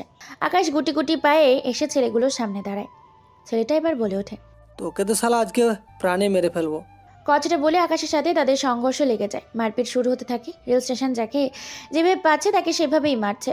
তারা দুই দলের মধ্যে বিশাল সংঘর্ষ তৈরি হয়। গোলাগুলি শুরু হয়, কাটাকাটিও হয়, ভীষণ মারপিট শুরু হয়। হঠাৎ করে রেল স্টেশনে গুলির শব্দ আর মারপিটের শব্দ শুনে আশেপাশে মানুষজন আতঙ্কে উভয়ে পড়ে যায়। তারা পার্শ্ববর্তী লোকাল পুলিশ স্টেশনে কল করে। সাথে সাথে কয়েক পিকআপ পুলিশ রওনা দেয় রেল স্টেশনের উদ্দেশ্যে। এদিকে এক এক করে সমস্ত ছেলেকে মেরে ছেলেগুলো লিডারকে ট্রাকে তুলে ট্রাক সহ রওনা দেয় আকাশ তার পুরো দল রাজশাহী শহরের উদ্দেশ্যে। অন্যদিকে কিছুক্ষণের মধ্যে রেল স্টেশনে পৌঁছে যায় পুলিশ সহ বিজেপি। চারিদিক দিয়ে রেল স্টেশন ব্লক করে দেওয়া হয়, চারিদিকে পোস্টার ঝুলিয়ে দেওয়া হয়, অসংখ্য লাশের টুকরো পাওয়া যায় রেল স্টেশনে। দেখতে দেখতে রাত শেষ হয়, সকাল হয়। এদিকে ভোর 5টায় নিজের শহরে গিয়ে পৌঁছায় আকাশ ও তার পুরো দল। সারা রাত পুলিশ এবং বিজিবি পাহারা দিয়েছে রেল স্টেশন। সকাল হতে না হতেই মানুষের ভিড় কোলাহলে পুরো রেল স্টেশন মাথায় তুলিয়ে নিয়েছে। পুলিশ তদন্ত করতে থাকে লাশের টুকরাগুলো, এক এক করে ফরেন্সিক লাইব্রেরিতে পাঠানোর ব্যবস্থা করে। পুরো জায়গা সিল করে দেওয়া হয়েছে। অসংখ্য মানুষ চারদিক দিয়ে ভিড় জমিয়ে আছে। সাংবাদিক, পেজ, মিডিয়া, অনেক মানুষ এসেছে। সাংবাদিক বলে ওঠে, Dhaka to Panchagarh express rail স্টেশনের রেলগাড়িতে অবৈধ কিছু মাল পাচার করে নিয়ে আসছিল পঞ্চগড়ে। এমন সময় হয়তো খবর পেয়ে গিয়েছিল কিলার গ্যাংস্টার একে। রাতের আধারে এসে সংঘর্ষ হয় দুই গ্যাংয়ের মাঝে। হত্যা করে ফেলে রেখে গেছে তানভীরের ছেলেপেলেকে একে গ্যাংস্টার। পঞ্চগড়ে পুরো রেল স্টেশন জুড়ে শুধু রক্তের স্রোত বয়ে যাচ্ছে এবং তানভীর গ্যাংস্টারের ছেলেপেলেদের লাশের টুকরো। খবর পাওয়া গেছে গোপন সূত্রে এখানে ভিন্ন অবৈধ মাল পাচার হচ্ছিল এবং খবর পেয়ে একে গ্যাংস্টার চলে আসে। একে গ্যাংস্টারের সাথে তানভীর গ্যাংস্টারের ছেলেপেলেদের সংঘর্ষে তানভীর গ্যাংস্টারের ছেলেপেলে গুলো নিহত হয় এবং মালগুলো লুটপাট করে নিয়ে চলে যায় একে গ্যাংস্টার। পুলিশ জানিয়েছে গোপন সূত্রে তদন্ত চলছে। সাংবাদিক একের পর এক খবর প্রচার করতে থাকে টেলিভিশনের পর্দায়। এই খবরটা ছড়িয়ে পড়ে মুহূর্তের মধ্যেই সব জায়গায়। তানভীর গ্যাংস্টার খবর দেখে ভীষণ রেগে যায়, রেগে মেগে একাকার। প্রতিশোধ নেওয়ার জন্য তানভীর গ্যাংস্টার যেখানে মূল্যে আকাশের জীবন নিয়ে নেবে। অনেক হয়েছে আকাশের পাওয়ার, কিন্তু এখন থেকে তানভীর গ্যাংস্টার খেলবে আকাশের সাথে নতুন করে গেম। তারা শহরে এই ঘটনাটা তোড়পাড় করে ফেলেছে। পুরো রেল স্টেশন কিছুদিনের জন্য বন্ধ করে দেওয়া হয়েছে। অন্যদিকে আকাশ বাড়িতে গিয়ে ঘুমিয়ে পড়ে। দেখতে দেখতে সকাল 10টা বেজে যায়। আকাশের মায়ের ডাকে তার ঘুম ভাঙে। আকাশ রেডি হয়ে ফ্রেশ হয়ে খাওয়া দাওয়া করে বেরিয়ে পড়ে ভার্সিটির উদ্দেশ্যে। অন্যদিকে ধীরে সুস্থ হতে থাকে রাব্বি। রাব্বি ঠিক করেছে ওর প্রতিশোধ নেবে আকাশের কাছ থেকে, যোগ্য জবাব দিবে আকাশকে। প্রয়োজনে আকাশকে মেরেই ফেলবে, তবুও যোগ্য জবাব দিবে আকাশকে। সবাই ভার্সিটিতে বসে আড্ডা দিচ্ছে। এমন সময় রাজু এসে বলে ওঠে, আকাশ, রাব্বি এত সহজে সব কিছু ভুলে যাবে না। কালকে ওকে চামার মেরেছি, ও প্রতিশোধ নেবে। আকাশ এই কথা শুনে মুচকি হাসি দেয়। মুচকি হেসে বলে ওঠে, ওর যা ইচ্ছে তাই করুক, তাতে আমার কোনো কিছু যায় আসে না। দেখ, ও কিন্তু ভালো ছেলে হিসাবে খুব খারাপ। ও বিভিন্ন মেয়ের সাথে রিলেশন করে মেয়েদের জীবন নষ্ট করে দিয়েছে। কালকে ওকে মেরে শাস্তি দিয়েছিস, কিন্তু এর প্রতিশোধও নেবে। আমার মনে হয় না যে ও চুপ করে থাকবে। সুস্থ হয়ে দেখিস, ও এর প্রতিশোধ নেবে। তাতে কি হয়েছে? আমরা কেউ ওকে ছেড়ে দিব নাকি? আমরা ও এর যোগ্য জবাব দিব। আমরা কি ওর থেকে শক্তিতে কম কিছু নাকি? ওর বাবা রাব্বের মতোই খারাপ। ওর বাবারা ওর রেকর্ড খারাপ আছে। বাপ ছেলে খারাপ কাজের সাথে যুক্ত আছে। কেবল তো শুধু ওর ছেলেকে শাস্তি দিয়েছি, এরপর যদি দেখ ওর বাবা অন্যায় করছে, তাহলে বাপ ছেলে দুইটাকে উপরে পাঠিয়ে দেব আমি। এইভাবে তারা কথোপকথন করতে থাকে। দেখতে দেখতে ভার্সিটির সময় শেষ হয়ে যায়। ভার্সিটিতে ক্লাস করে ভার্সিটির টপার হচ্ছে আকাশ। যেমনই লেখাপড়া তেমনই মারপিট করে সে। লেখাপড়ার পাশাপাশি খুন খারাপি এবং মারামারিতে খুব পারদর্শী আকাশ। আকাশকে রাজশাহীর সবাই চেনে, মন্ত্রীর ছেলে আকাশ চৌধুরী। ভার্সিটির সময় শেষ হয়ে যায়। দেখতে দেখতে সন্ধ্যা হয়ে আসে। মোবাইলে গেম দেখতে দেখতে আকাশ এমন সময় তার ফোনটা বেজে ওঠে। ফোনের স্ক্রিনে তাকিয়ে দেখতে পাই নীল ফোন করেছে। নীল বলে ওঠে, কিরে আকাশ, তুই কোথায়? গোডাউনে আসবি কিনা? কেন, কি হয়েছে? তানবীরের দলের ছেলেগুলোকে যে কালকে তুলে নিয়ে আসলাম, এদেরকে কি করবি? ঠিক আছে, আমি রেডি হচ্ছি, তুই সবকিছু তৈরি কর। এরপর আকাশ বেরিয়ে পড়ে গোডাউনে। কিছুক্ষণের মধ্যে গোডাউনে পৌঁছে যায়। সেখানে গিয়ে আকাশ পায়ে পা রেখে বসে পড়ে ছেলেটির সামনে। ছেলেটি এবার বলে ওঠে, তুই আমাকে এখানে তুলে এনে খুব বড় ভুল করলি। এই জন্য তোকে এখানে পস্তাতে হবে। আমাদের বস তানভীর তোকে কখনো ছাড়বে না। এই কথা শুনে আকাশ হাসতে থাকে। আকাশ একটা সিগারেট জ্বালায়। তারপর সিগারেটের খানিকটা অংশ ছেলেটার হাতে তালুতে চেপে ধরে। ব্যথা করে ওঠে ছেলেটা, কিন্তু কাউকে বুঝতে দেয় না। ছেলেটা আবার বলে ওঠে, তুই যতই অত্যাচার কর না কেন, আমি কোনো কথাই বলবো না তোর সাথে। আমাদের বস তোকে কখনোই ছাড়বে না। আকাশ আর একটা সিগারেট জ্বালায়, তারপর টানতে থাকে। একটা সিগারেট শেষ করে ফেলে দেয়। আবার বলে ওঠে শান্ত কণ্ঠে, তোকে এখনো কিছুই করিনি, সত্যি। সময় থাকতে সবকিছু বলে দেয়। যদি সত্যি না বলি তাহলে তুই কি করবি বল তো শুনি। আকাশ এই কথা শুনে ভীষণ রেগে যায়। পাশে পড়ে থাকা একটা প্লাস আর চিমটি নিয়ে ছেলেটার এক এক করে হাতের 10টি আঙুলের নখ উপড়ে ফেলে, তারপর সেখানে ঢেলে দেয়। সেটা মুহূর্তের মধ্যেই সে জায়গা যেন আগুনে ধরে যায়। ছেলেটা ছটফট করতে থাকে, তবুও নিজের মুখ খুলে না। আকাশ বলে ওঠে, দেখ ভাই, আজকে মেজাজটা এমনিতেই গরম আছে। ঠিক আছে, যা বলবি সত্যি বল। যদি সত্যি কথা না বলে তো তুই কি করবি বল তো শুনি। তোর যা ইচ্ছা তুই তাই করতে পারিস, কিন্তু আমি কখনোই তোকে সত্যি কথা বলবো না। আকাশ কথাটা শুনে ভীষণ রেগে যায়। আকাশের মাথায় তারগুলো যেন ছিঁড়ে যায়। আকাশ একটা ব্লেড নিয়ে এলো পাত্রী তার শরীরে ব্লেডে চিহ্ন করতে থাকে, সেটা ক্ষত বিক্ষত করে ফেলে। এই মুহূর্তে ভীষণ রেগে আছে আকাশ। আকাশের চোখগুলো লাল বর্ণ ধারণ করেছে। আকাশ হিংস্র হয় না, এই মুহূর্তে না সবচেয়ে হিংস্র হয়ে উঠেছে আকাশ। আকাশকে এই মুহূর্তে থামানো খুব ভয়ের ব্যাপার। আকাশ শরীরটাকে চিরে ক্ষত বিক্ষত করে ফেলে ছেলেটা, আর কোনো কথা বলতে পারে না, ক্ষত বিক্ষত করে ফেলে। আকাশের মতো হিংস্র হয়ে উঠেছে। পাশে একটা লোহার টুকরো পড়েছিল, লোহার টুকরোটা দিয়ে এলো পাত্রী ছেলেটাকে পেটাতে থাকে, নিজের ইচ্ছা মতো করে মারতে থাকে।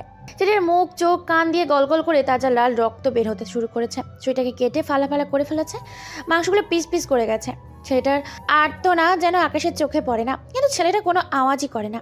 আকাশ এক পর্যায়ে একটা ধারালো ছুরি নিয়ে ছেলেটার গলার ভেতর ঢুকিয়ে দেয়, তারপর শরীর থেকে মাথাটাই আলাদা করে ফেলে, কয়েক পিস করে ফেলে শরীর থেকে। তারপর নিজেকে শান্ত করার জন্য কয়েকটা সিগারেট জ্বালিয়ে একসাথে খেতে থাকে। উড়িয়ে দেয় আকাশ আর বলে ওঠে, লাশটাকে তানভীরের এলাকায় ফেলে, আর যাতে এই লাশ দেখে তানভীরের কলিজা কেঁপে ওঠে।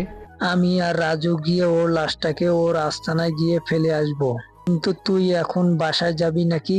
হ্যাঁ, আমি চলে যাব এখন। তারপর আকাশ আর কোনো কথা না বলে গোডাউন থেকে বেরিয়ে নিজের বাড়ির উদ্দেশ্যে রওনা দেয়। নিজের বাড়ি চলে কিছুক্ষণের মধ্যেই বাড়ির উদ্দেশ্যে পৌঁছে যায়। পুরো বাড়ি ফাঁকা হয়ে গেছে, নিস্তব্ধ। মন্ত্রীর বাড়ি, তাই পুলিশ দিয়ে পুরো বাড়ি ঘেরিয়ে রাখা, পুলিশ পাহারা দিচ্ছে। এত রাতে আকাশকে বাড়ির ভেতর প্রবেশ করতে দেখে পুলিশগুলো বেশ খানিকটা অবাক হয়, কিন্তু ভয়ে কেউ তাকে প্রশ্ন করে না। চুপি চুপি চোরের মতো বাড়ির ভেতর গিয়ে নিজের রুমে ঘুমিয়ে পড়ে আকাশ। এইদিকে রাজু আর নীল মিলে ছেলেটার লাশটাকে নিয়ে ফেলে আসে তানভীরের এলাকায়। রাত এইভাবেই কেটেছে। পরদিন সকালে সাংবাদিক আবার বলেছে টিভির পর্দায়, আজকেও একই নিয়মে একই স্টাইলে খুন করে রেখে গেছে তানভীরের এলাকায় একে গ্যাংস্টার তানভীরের ডান হাত আফজালকে। ঘটনাক্রমে জানা যায় পঞ্চগড় টু ঢাকা এক্সপ্রেস ট্রেনে যে অবৈধ মাল পাচার করা হচ্ছিল, সেই অবৈধ মাল পাচারকারীর একজন ছিল তানভীরের ডান হাত আফজাল। সেখান থেকে গ্যাংস্টার একে আফজালকে তুলে নিয়ে গিয়ে তানভীরের সমস্ত গোপন খবর জেনে নিয়ে হয়তো মেরে ফেলেছে তার ডান হাত আফজালকে। পরিস্থিতি ভীষণ খারাপ, থমকে আছে শহরের পরিস্থিতি, কেননা পরপর দুই জায়গায় দুটো মার্ডার, অন্যদিকে ভাঙচুর করছে, গোপনে তাণ্ডব চালাচ্ছে তানভীরের লোকগুলো। অনুসন্ধানে বেরিয়েছে একে আজ পর্যন্ত কেউ দেখেনি, যদিও কেউ একে দেখেছে প্রাণে মেরে ফেলেছে একে সেই ব্যক্তিকে। সময় সংবাদে আপনাদের সাথে আমাদের প্রতিবেদনে। এদিকে তানভীর তার দলের ডান হাত আফজালের এরকম করুণ পরিণতি দেখে প্রতিজ্ঞা করে তানভীর আর বলে ওঠে, কুত্তার বাচ্চা, একে তোকে পাতাল থেকে হলেও খুঁজে বের করে তোকে খুব নৃশংসভাবে হত্যা করব। আমার দলের উপরে তুই আক্রমণ করেছিস, তোকে প্রাণে বাঁচতে দেব না। তোর পরিবারকে খুঁজে তোর কাছ থেকে তোর পরিবারকে চিরতরে সরিয়ে দেব। বুঝতে পারবি আপনজনকে হারানোর বেদনা কতটা ভয়ঙ্কর। কথাটা বলে তানভীর ও তার সমস্ত লোকজন বেরিয়ে পড়ে একে একে খোঁজার উদ্দেশ্যে ছদ্মবেশে শহরে। দেখতে দেখতে এইভাবে একটা সপ্তাহ কেটে যায়। এই এক সপ্তাহে পুরো সুস্থ হয়ে ওঠে রাব্বি। রাব্বিকে বাড়িতে নিয়ে যাওয়া হয়। দেখতে দেখতে 1 মাস কেটে যায়। এই 1 মাসে অনেক মিশনে গিয়েছে আকাশ এবং তার গ্যাং, অনেক উন্নতমূলক কাজ করেছে, সেবামূলক কাজ করেছে তারা। ধীরে ধীরে সুস্থ হয় রাব্বি। রাব্বি প্রতিশোধ নেওয়ার জন্য সুযোগ বুঝে বেড়াচ্ছে আকাশের কাছে। আজকে ভার্সিটিতে উপস্থিত আছে সবাই, শুধু রাব্বি আসেনি। রাব্বি এখন ভার্সিটিতে আসে, আকাশ ও তার বন্ধু বান্ধবীগুলো সবাই ভার্সিটিতে আসে। রাব্বি আজকে আসেনি। অন্যদিকে ভার্সিটির ক্লাস শেষ করে বন্ধুদের সাথে ঘুরতে গিয়েছে আকাশ, দূরের কোনো এক জায়গায়। এদিকে আকাশের বোন মায়া আক্তার মুন্নি একা একা পায়ে হেঁটে বাড়ি যাচ্ছে। প্রতিদিন আকাশ তাকে নিয়ে যেত, কিন্তু আকাশ আজকে ঘুরতে গিয়েছে, তাই মুন্নিকে একাই পায়ে হেঁটে যেতে হচ্ছে। এদিকে রাব্বি রাস্তায় আড্ডা দিচ্ছিল, এমন সময় তার বন্ধু বলে ওঠে, রাব্বি ওই দেখ আকাশের বোন যাচ্ছে, আজকে একাই আছে মেয়েটা, আশেপাশে কেউ নেই। কোনটা আকাশের বোন? আমি তো আকাশের বোনকে চিনি না, তাছাড়া আমি কোনোদিন দেখিও নি। ওই যে ভাই নীল কালারের পোশাক যেটা পরেছে, ওইটা হচ্ছে আকাশের বোন। আকাশের জীবনের থেকেও আকাশ তাকে বেশি ভালোবাসে। ওই কুত্তার বাচ্চা আকাশ আমাকে মেরেছিল না, এর প্রতিশোধ আমি নিব। ওদের পরিবারকে আমি কলঙ্কিত করে দেব। ওর বোনকে তুলে নিয়ে আমার বাংলোতে নিয়ে আই। আমি বাংলোতে গিয়ে সব কিছু মস্তি করার ব্যবস্থা করছি। এই বলে রাব্বি সেখান থেকে বেরিয়ে পড়ে। রাব্বির পুরো দলবল নিয়ে চারিদিক দিয়ে ঘিরে ফেলে মনিকে। মনি ভয় পেয়ে যায়। মনি চিৎকার করে তার আগে কয়েকজন ছেলে পেলে তাকে কালো রঙের হাউস গাড়ি করে নিয়ে চলে যায় রাব্বি সেই বাংলোতে। মনি বলে ওঠে, তোরা আমাকে ছেড়ে দে কুত্তার বাচ্চা, তোরা জানিস না আমার ভাইয়া কতটা ভয়ানক। আমার ভাইয়া যদি জানতে পারে তোরা আমাকে তুলে এনেছিস, আমার ভাইয়া তোদেরকে কচু কাটা করে মেরে ফেলবে। সোনামণি, সেই সুযোগটা তোমার ভাই কোনোদিনও পাবে না। তোকে আজকেই নৃশংসভাবে খুবলে খুবলে খাবো। তোদের পরিবারের মান সম্মান ধুলোর সাথে মিশিয়ে দেব। তোর ভাই লোক সমাজের লজ্জায় মুখ দেখাতে পারবে না। তারপর তোর ভাইকে মেরে ফেলবো। তোরা আমার ভাইকে চিনিস না, আমার ভাইয়া কতটা ভয়ানক। আমার ভাইয়ের ভয়ে শহরের বড় বড় মাফিয়ারা কেঁপে ওঠে, সেখানে তোরা তো কয়েকটা মাছি। এই কথা শুনে রাব্বি ভীষণ রেগে যায়। কয়েকটা থাপ্পড় লাগিয়ে দেয় মনির গালে। মনি থাপ্পড় খেয়ে বিছানার ওপর পড়ে নেয়। রাব্বি রেগে মেগে এক এক করে তার পরনে থাকা সমস্ত কাপড় খুলে ফেলে। তারপর ঝাঁপিয়ে পড়ে মনির ওপর। মনিকে কোনো কথা বলার সুযোগ না দিয়ে হাত পা চেপে ধরে বিছানার ওপর ছোট্ট মেয়েটাকে বেশ কয়েকজন মিলে নৃশংসভাবে রেপ করে। বাংলা ভাষায় যাকে বলে ধর্ষণ করে খুব নৃশংসভাবে মেরে ফেলে মেয়েটা। এতজনের অত্যাচার সহ্য করতে না পেরে শারীরিকভাবে ভেঙে বেশি রক্তক্ষরণ হওয়ার কারণে মেয়েটা সেখানেই মারা যায়। উত্তেজনার বশবর্তী হয়ে রাব্বি বুঝতে পারে না সে কি করেছে। পরবর্তীতে সে দেখতে পায় মেরে ফেলেছে মুন্নিকে। ভয়ে তাদের কলিজার পানি শুকিয়ে যায়। এরপর মনির লাশটাকে বস্তায় করে রাস্তার মাঝে ফেলে দেওয়ার চিন্তা ভাবনা করে। এদিকে রাত 8টা বেজে গেছে। মুন্নিকে খুঁজে পাওয়া যাচ্ছে না দেখে সারা শহরে তোড়পাড় লাগিয়ে দিয়েছে আকাশ ও তার পুরো টিম। পুলিশ চারিদিক দিয়ে খোঁজাখুঁজি শুরু করেছে, এখনো মুন্নির কোনো খোঁজ পাওয়া যায়নি। এদিকে রাব্বি বলে ওঠে, সবার চোখের আড়ালে লাশটা কোনো একটা নির্জন জায়গায় ফেলে দিয়ে আয়। সে তো মরে গেছে এতক্ষণে। হয়তো আকাশ তার পুরো পরিবার এই মেয়েটাকে খুঁজে বেড়াচ্ছে। আমরা তো পুরো ফেঁসে গেলাম। এখন কি করব বুঝতে পারছি না। নির্জন কোনো একটা জায়গায় লাশটাকে ফেলে দেওয়া, তারপর যা হওয়ার সেটা দেখা যাবে। সবার চোখের আড়ালে লাশটাকে ফেলে দিয়ে আয়। রাব্বির কথা মতো মুন্নির লাশটাকে বস্তায় করে রাস্তার মাঝে ফেলার সময় দেখে ফেলে আকাশের ছেলেপুলেগুলো। দ্রুত সেখানে যায় আর সেখানে গিয়ে দেখতে পায় বস্তার ভিতর মুন্নির লাশটাকে। কিন্তু ছেলেগুলোকে ধরার আগে ছেলেগুলো সেখান থেকে নিজেদের জান নিয়ে পালিয়ে যায়। কিন্তু প্রত্যেকটা ছেলেকে চিনে। ছেলেগুলো রাব্বির দলের। নীল দ্রুত ফোন করে আকাশকে। খবর পেয়ে দ্রুত সেখানে চলে আসে। আকাশে নিজের বোনের লাশটাকে দেখে চিৎকার করে বলে ওঠে, এই মুন্নি চোখ খোল, তোর কি হয়েছে? তোকে কে তুলে নিয়ে গিয়েছিল? চোখ খুল না আমার বোন। মুন্নি কোনো কথা বলে না। মুন্নির অলঙ্গ দেহটাকে ফেলে গেছে রাস্তার মধ্যে। রাস্তার মাঝে পুলিশ খবর পেয়ে দ্রুত সেখানে চলে আসে। মন্ত্রী সাহেব চলে আসে। পুরো রাস্তা ব্লক করে দেওয়া হয়। মুহূর্তের মধ্যে পুলিশ, র্যাব, সিআইডি পরিপূর্ণ হয়ে যায় রাস্তাটা সম্পূর্ণ ব্লক করে দেওয়া হয়েছে। কান্নায় ভেঙে পড়ে পুরো পরিবার। আকাশ সেঁকে মেঘে একাকার, চোখগুলো যেন রক্ত লাল বর্ণ ধারণ করেছে। আকাশ বলে ওঠে, নীল, 72 ঘন্টার ভেতরে আমি জানতে চাই আমার বোনের এই অবস্থার আসল দোষী কারা। ভাই, আমরা নিজের চোখে দেখেছি রাব্বির দলের কয়েকটা ছেলেকে মুন্নির লাশটাকে ফেলে যেতে। আমাদের মনে হয় রাব্বি কাজটা করেছে। আকাশের এই কথা শুনে ভীষণ রেগে যায়। সবাইকে অ্যালার্ট করে দেয়, যেখানেই হোক যেভাবে হোক খুঁজে বের করে রাব্বিকে। আকাশের সমস্ত ছেলেপুলেগুলো রাব্বিকে খোঁজাখুঁজি শুরু করে দিয়েছে। রাব্বি ভয়ে লুকিয়ে আছে। ভয়ে বাংলো থেকে বের হয় না। মন্ত্রী নিজের মেয়ের লাশ দেখে কান্নায় ভেঙে পড়েছে। মুন্নির লাশটাকে নিয়ে যাওয়া হয় মন্ত্রীর বাড়িতে। আকাশের মা পুরোপুরি কান্নায় ভেঙে পড়েছে।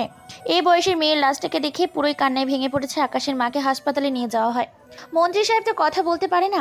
কোনো রকমে মুন্নির দাফন কাপনের ব্যবস্থা করা হয়। দাফন কাপন শেষে বাড়িতে আসে আকাশ। আকাশকে সবাই সান্ত্বনা দিচ্ছে। এমন সময় নীল বলে ওঠে ফোন করে, হ্যালো আকাশ, রাব্বি বর্তমান তোর বাংলোতে লুকিয়ে আছে আর সেখানেই মুন্নিকে হত্যা করেছে। ওই কুত্তার বাচ্চাটাকে রাস্তার কুকুরের থেকেও ভয়ঙ্কর মৃত্যু দিয়ে মারবো। কথাটা বলে বেরিয়ে পড়ে আকাশ। আকাশের মুখের কথা শুনে মন্ত্রী সাহেবও আকাশকে থামানোর জন্য সাথে সাথে বেরিয়ে পড়ে, কারণ মন্ত্রী সাহেব জানে আকাশ কতটা ডেঞ্জারাস এবং ভয়ঙ্কর। কিছুক্ষণের মধ্যেই পুরো বাড়িটা আকাশের ছেলেপুলে ঘিরে ধরে। রাব্বির ভেতরে লুকিয়ে আছে। আকাশ গিয়ে এলো পাছি কুকুরের মতো পেটাতে থাকে। রাব্বি ও তার বন্ধুদের মারতে মারতে আধমরা করে ফেলেছে। শরীরে কোনো কাপড় চোপড়ই নেই। এতটাই নৃশংসভাবে মারতে শুরু করে তাদেরকে। রাব্বি তার বন্ধুদের নিজেদের জীবন বাঁচানোর জন্য রাস্তা দিয়ে দৌড়াতে শুরু করেছে। পেছন পেছন একটা বড় ধারালো তরবারি নিয়ে আকাশ তার পেছনে দৌড়াচ্ছে। এক পর্যায়ে আকাশ এক এক করে তার বন্ধুদের শরীর থেকে হাত, পা, মাথা কেটে ফেলে রাস্তার মাঝে। রাব্বি দৌড়াচ্ছিল। পেছন থেকে আকাশ রাব্বির গলার ওপর একটা ধারালো অস্ত্র চালিয়ে দেয়। সাথে সাথে শরীর থেকে মাথাটা ছিটকে গিয়ে রাস্তার গিয়ে পড়ে। মন্ত্রী সাহেব আকাশকে থামানোর জন্যই যাচ্ছিল। এমন সময় মন্ত্রী সাহেবের গাড়ির কাঁচ ভেঙে গিয়ে মাথাটা ভেতরে ঢুকে পড়ে। মন্ত্রী সাহেব এরকম দৃশ্য দেখে হাতকে ওঠে। গাড়িটাকে রাস্তার মাঝে থামিয়ে দেখতে পায় তার ছেলে প্রকাশ্যে হত্যা করছে বেশ কয়েকজনকে। যাদের শরীর থেকে মাথাগুলো আলাদা করে দিয়েছে। নিজের ছেলের এরকম হিংস্র রূপ দেখে মন্ত্রী বাড়িতে চলে যায়। পুলিশ খবর পেয়ে রাস্তা থেকে গ্রেপ্তার করে আকাশকে থানার ভেতর আটকানোর 5 মিনিট হয়েছে। এমন সময় 3 ট্রাক থানার ভেতর বাইরের ছেলেপুলে আসে। এতগুলো ছেলেপুলেকে দেখে কনস্টেবল ওসিকে বলে ওঠে, স্যার, বাহিরে প্রায় 3000 ছেলেপেলে লাঠি নিয়ে দাঁড়িয়ে আছে। যদি এই মুহূর্তে আকাশবাইকে ছেড়ে দেওয়া না হয় তাহলে থানার অস্তিত্ব খুঁজে পাওয়া যাবে না। ওসি কথা শুনে ভয়ে আকাশকে ছেড়ে দেয়। আকাশ মুচকি এসে সেখান থেকে বেরিয়ে পড়ে। ওসি ভয়ে পেছনের গেট দিয়ে থানা থেকে বেরিয়ে যায়। আকাশ বাড়িতে যাওয়ার সাথে সাথে মন্ত্রী সাহেব আকাশের গালে বেশ কয়েকটা থাপ্পড় দিয়ে বলে ওঠে, তোর জন্য আমার মেয়েটা আমার কাছ থেকে হারিয়ে ফেললাম। তোর মতো ক্রিমিনাল আমি আমার বাড়িতে রাখতে পারবো না। যেদিন মানুষের মতো মানুষ হতে পারবি সেদিন তুই এ বাড়িতে আসবি, তার আগে নয়। আমার বাড়ি থেকে বেরিয়ে যা কুলাঙ্গার। সেদিন আকাশ আর কোনো কথা বলে না, বেরিয়ে পড়েছিল, কারণ সে ভীষণ রেগেছিল। তার মা আকাশকে অনেক থামানোর চেষ্টা করে, কিন্তু আকাশ সেদিন তার মায়ের কথা উপেক্ষা করে বেরিয়ে পড়েছিল সেইখান থেকে। রাজশাহী থেকে চট্টগ্রামে একটা টিকিট কাটে। তারপর সে চলে আসে চট্টগ্রামে সে কি করবে বুঝতে পারে না, পুরো সিমটা ভেঙে ফেলে, দলের সাথে সম্পর্ক ত্যাগ করে। এখানে সে ছোট্ট একটা বাসা ভাড়া নেয়, আর এখানেই ট্যাক্সিওয়ালার কাছ থেকে ট্যাক্সি ভাড়া নেয়। এই ছিল আকাশের অতীত। আকাশ তার মায়ের সাথে কথা বলতে বলতে কখন যে ঘুমিয়ে গিয়েছিল সেদিকে খেয়াল নেই। পরের দিন সকাল 7টায় ঘুম থেকে উঠে রেডি হয়ে খাওয়া দাওয়া করে বেরিয়ে পড়ে সকাল 9টায় ভার্সিটির উদ্দেশ্যে। প্রতিদিনের মধ্যে তার পোশাক। ভার্সিটির ভেতর প্রবেশ করছে, এমন সময় পেছন থেকে আবারও কমিশনারের মেয়ে গুণবতী অহংকারী দিব্যা যেন অহংকারে তার মাটিতে পা পড়ে না। ইরা বলে ওঠে, কিরে বস্তি থেকে উঠে আসা ময়লার ডাস্টবিন, তা আজকে এত তাড়াতাড়ি ভার্সিটিতে এলি? তোকে কিন্তু আমার এখনো সন্দেহ হয় যে তুই হত্যা করেছিস রকিকে। আকাশ কথা বলে না। আকাশ শুধু একটা মুচকি হাসি দেয়, আর মুচকি এসে ইরার সামনে এসে দাঁড়ায় আর বলে ওঠে, আমি গরিব বলে আজকে আমার উপরে আপনি অত্যাচার করছেন, কিন্তু এমন একটা সময় আসবে যেদিন আপনার এই অহংকার আমি ধুলোর সাথে মিশিয়ে দেব। তোর মতো ফকিন্নি আর ছোট লোক গরিব অসহায়ের মুখ এরকম বড় বড় কথা কখনোই মানায় না। আমি হলাম এই শহরের সবচেয়ে বড় কোটিপতি কমিশনারের মেয়ে, সেখানে তুই কিনা আমার অহংকার ধুলোর সাথে মিশিয়ে দিবি? এটাও শুনে আমাকে তোর কথা বিশ্বাস করতে হবে? আকাশের কথা শুনে মনে মনে মুচকি একটা হাসি দেয়, যেন এই মুহূর্তে কয়েকটা থাপ্পড় লাগিয়ে দিয়ে আকাশকে চিৎকার করে যেন বলে ওঠে সে আসলে কি। আকাশ মনে মনে বলে ওঠে, সাধারণ একটা কমিশনারের মেয়ে হয়ে তোর এত অহংকার। তুই যদি জানতি আমি কে, তাহলে অহংকারে তোর পা মাটিতে পড়তো না এতদিনে। কিরে কোথায় ছিলি? আমার কথা শুনে কি ভয় পেয়ে গেলি? শোন, এই ভার্সিটিতে আমার কথা মতো সবকিছু চলে। আমি হলাম কমিশনারের মেয়ে। এই শহরে আমার যতটা দাপট আছে ততটাই আমার পাওয়ার আছে। আমাকে সবাই ভয় করে চলে, সেখানে কিনা তুই আমার মুখে মুখে তর্ক করছিস। আপু, আমি এখান থেকে গেলাম। যাবে তো বটেই, তবে হ্যাঁ, আমার সাথে কোনো সময় লাগতে আসিস না, না হলে তোকে জেলের ভাত খাইয়ে ছাড়বো, ফকিন্নি কোথাকার। আর হ্যাঁ, আমি এটা প্রমাণ করে দিব যে তুই খুন করেছিস রকিকে। আকাশ কোনো কথা বলে না, মুচকি এসে সেখান থেকে চলে যায়। এইভাবে দেখতে দেখতে 1 সপ্তাহ কেটে যায়। কারো কোনো সম্পর্ক নেই আকাশের দিন যায় দিন আসে। 1 সপ্তাহে অনেক অপমান করেছে ইরা, তাকে ভার্সিটির সামনে অনেক হাসির পাত্র বানিয়েছে। কিন্তু আকাশ এখানে মানুষের মতো মানুষ হতে এসেছে। সে যদি আগের মতো সেই ভয়ানক রূপ ধারণ করে তাহলে ভার্সিটির মুহূর্তের মধ্যেই রং বদলে যাবে। আকাশ কারোর কথায় কোনো কান দেয় না। এদিকে তানভীর আকাশকে এখনো খুঁজে বেড়াচ্ছে, কিন্তু কোনো খোঁজ খবর পায় না। কেননা আকাশ নিজেকে সেই কালো দুনিয়া থেকে সরিয়ে নিয়েছে। নিজেকে মানুষ করার জন্য নিজের প্রিয় শহর রাজশাহী থেকে চট্টগ্রামে চলে এসেছে নিজেকে মানুষ করতে। এখানে এসে তাকে প্রতিনিয়ত অপমানিত হতে হচ্ছে। প্রতিদিনের মতো হেলতে দুলতে ভেতরে প্রবেশ করছে আকাশের পরনে আজকে সাদা রঙের পোশাক, ঢোলা প্যান্ট, পরনে মোটা ফ্রেমের সেই সাদা রঙের পাওয়ার দেওয়া চশমা, চুলগুলো উস্কো খুস্কো করে আঁচড়ে নেওয়া সাধারণ পোশাক। আকাশকে যেন এই সাধারণ পোশাকে মধ্যবিত্ত ঘরের ছেলে মনে হচ্ছে। ভার্সিটিতে দেখতে পায় ইরা ছেলেদের মতো পোশাক পরে এসেছে। সামনে একটা ছেলেকে কান ধরে উঠবোস করাচ্ছে, আর তার বান্ধবীরা সিটি বাজাচ্ছে। মাঝে মধ্যে তারা সিগারেট টানছে। সেখান থেকে মুচকি এসে চলে যেতে নিবে, এমন সময় দেখতে পায় ইরা বেধরমভাবে একটা ছেলেকে পেটাচ্ছে। আকাশ এসব সহ্য করতে না পেরে ইরার সামনে গিয়ে লাঠিটা ধরে ফেলে আর বলে ওঠে, বাপ শহরের কমিশনার বলে যা ইচ্ছে তাই করতে পারেন না আপনি। শালা জানোয়ার, তোর সাহস কি করে হয় তুই ইরার কাজে বাধা দিস? তোকে মেরে এখানে বালি চাপা দিব। ছেলেটা কি অন্যায় করেছে? শুধু শুধু আপনি ছেলেটাকে মারছেন কেন? অন্যায় করেছে ও ভার্সিটিতে প্রথম এসে আমাকে সালাম দেয় নাই, এটাই ওর অন্যায়। আর তুই যদি বেশি কথা বলিস তোকে ওখানেই গলদ ধোলাই দিব। নিজের জীবন বাঁচাতে চাইলে এখান থেকে কেটে পড়। আমি এখান থেকে একা যাব না, ছেলেটাকে নিয়ে যাব। মনে হয় তোর মরণের পাকনা গজিয়েছে, তাই তোকে এখন বুঝিয়ে দেব এই ইরার কাজে বারবার বাধা দিলে এর পরিণতি কতটা ভয়াবহ এবং ভয়ঙ্কর হতে পারে। কথাটা বলে ইরা চোখের ইশারা দেওয়ার সাথে সাথেই পাশে থেকে কয়েকটা ছেলে এসে বেধড়কভাবে আকাশকে মারতে থাকে। আকাশও সবকিছু সহ্য করতে থাকে। আকাশ চাইলেই তার প্রতি হওয়া উন্নয়নের প্রতিশোধ নিতে পারত, কিন্তু আকাশ কোনোভাবে আগের রূপে ফিরতে যেতে চায় না। আকাশ যদি নিজের রূপে একবার ফিরে যায়, ভার্সিটিতে কেউ টিকে থাকতে পারবে না। আকাশ প্রত্যেকটা মার নিজের মতো করে হজম করতে থাকে, মারতে মারতে আত্মরা করে ফেলে। সারা শরীর থেকে রক্ত পড়তে শুরু করেছে। এমন সময় এই দৃশ্য দেখে ফেলে কোনো এক ছেলে। সাথে সাথে ছেলেটা ফোন করে নীলকে। নীল খবর পেয়ে কয়েক গাড়ি ছেলে নিয়ে ভার্সিটির ভেতর প্রবেশ করে। আর হঠাৎ করে ভার্সিটির ভেতর এতগুলো ছেলে পুলে আর গাড়ি দেখে চমকে ওঠে সবাই। ছেলেগুলো দৌড়ে এসে চারিদিক দিয়ে ঘিরে ধরে ইরা সেই ছেলেপুলেগুলোকে। তারপর ইরার পাঠানো সেই ছেলেপুলেগুলোকে বেধড়কভাবে মারতে থাকে। মারতে মারতে প্রায় আত্মরা করে ফেলেছে সেই সমস্ত ছেলেপুলেকে। আকাশ মার খেয়ে জ্ঞান হারিয়ে ফেলেছে। আকাশকে নিয়ে নীল হসপিটালের উদ্দেশ্যে রওনা দেয়। ইয়া ভয় পেয়ে যায় হঠাৎ করে ভার্সিটির মাঠে এতগুলো ছেলেপুলেকে দেখে। এরা বুঝতে পারে না আসলে ছেলেকে এতগুলো ছেলে আকাশকে কেন বাঁচাতে এসেছে। ছেলেগুলোকে মেরে ভার্সিটির মাঠে ফেলে যায়। তারপর হাসপাতালে নিয়ে যায়। আকাশকে হাসপাতালের বাইরে আছে অনেক ছেলে, ভেতরে আকাশের চিকিৎসা চলছে। ডাক্তার বাইরে এসে বলে ওঠে, দেখুন আকাশকে অনেক মারা হয়েছে, অনেক জায়গায় খুব গুরুতর আহত হয়েছে, তবে আল্লাহর রহমতে উনি এখন সম্পূর্ণভাবে সুস্থ আছে, চাইলে ওনাকে নিয়ে যেতে পারেন। পরবর্তীতে কোনো সমস্যা হবে না। তা ভাইকে যে করে হোক আপনাকে সুস্থ করতে হবে ডক্টর। দেখুন তেমন কিছু হবে না, আমরা সবকিছু ঠিকঠাক করে দিয়েছি, একটু রেস্ট নিলেই উনি সুস্থ হয়ে যাবে। অনেক মার মেরেছে তো এই কারণে জ্ঞান হারিয়ে ফেলেছে। নীল কিছু বলতে যাবে এর আগেই নীলের পকেটে থাকা ফোনটা বেজে ওঠে। পকেট থেকে ফোনটা বের করে দেখতে পায় তার জলের ছেলে ফোন করছে। ফোনটা রিসিভ করতে ওপাশ থেকে কয়েকটা ছেলে কি যেন আকাশকে বলে। নীল কথাটা শুনে সেখানে থমকে যায়, হাত থেকে ফোনটা পড়ে যায়। চুপচাপ নীল সহ সবাই দাঁড়িয়ে আছে সেখানে, কেউ কোনো কথা বলে না। কেবিন থেকে বের করা হয় আকাশকে। আকাশ সবাইকে দেখে অবাক হয়েছে। আকাশ বলে ওঠে, কিরে তোরা সবাই এখানে এখানে কি করছিস? অন্যদিকে ভার্সিটিতে এই ঘটনার পর থেকে ইরা শুধু আকাশকে নিয়ে ভাবতে থাকে যে কে এই ছেলে, কোত্থেকে এসেছে, কি তার পরিচয়, এইসব নিয়ে পড়ে আছে ইরা। এদিকে কেবিন থেকে বের করার সাথে সাথে নীল আকাশকে জড়িয়ে ধরে, কান্না করে ওঠে। নীলের কান্না দেখে আকাশ বলে ওঠে, কিরে নীল কি হয়েছে, তুই এভাবে কাঁদছিস কেন? নীল এবার কান্না ভাঙা গলায় বলে ওঠে, ভাই ওরা রাজুকে মেরে ফেলছে।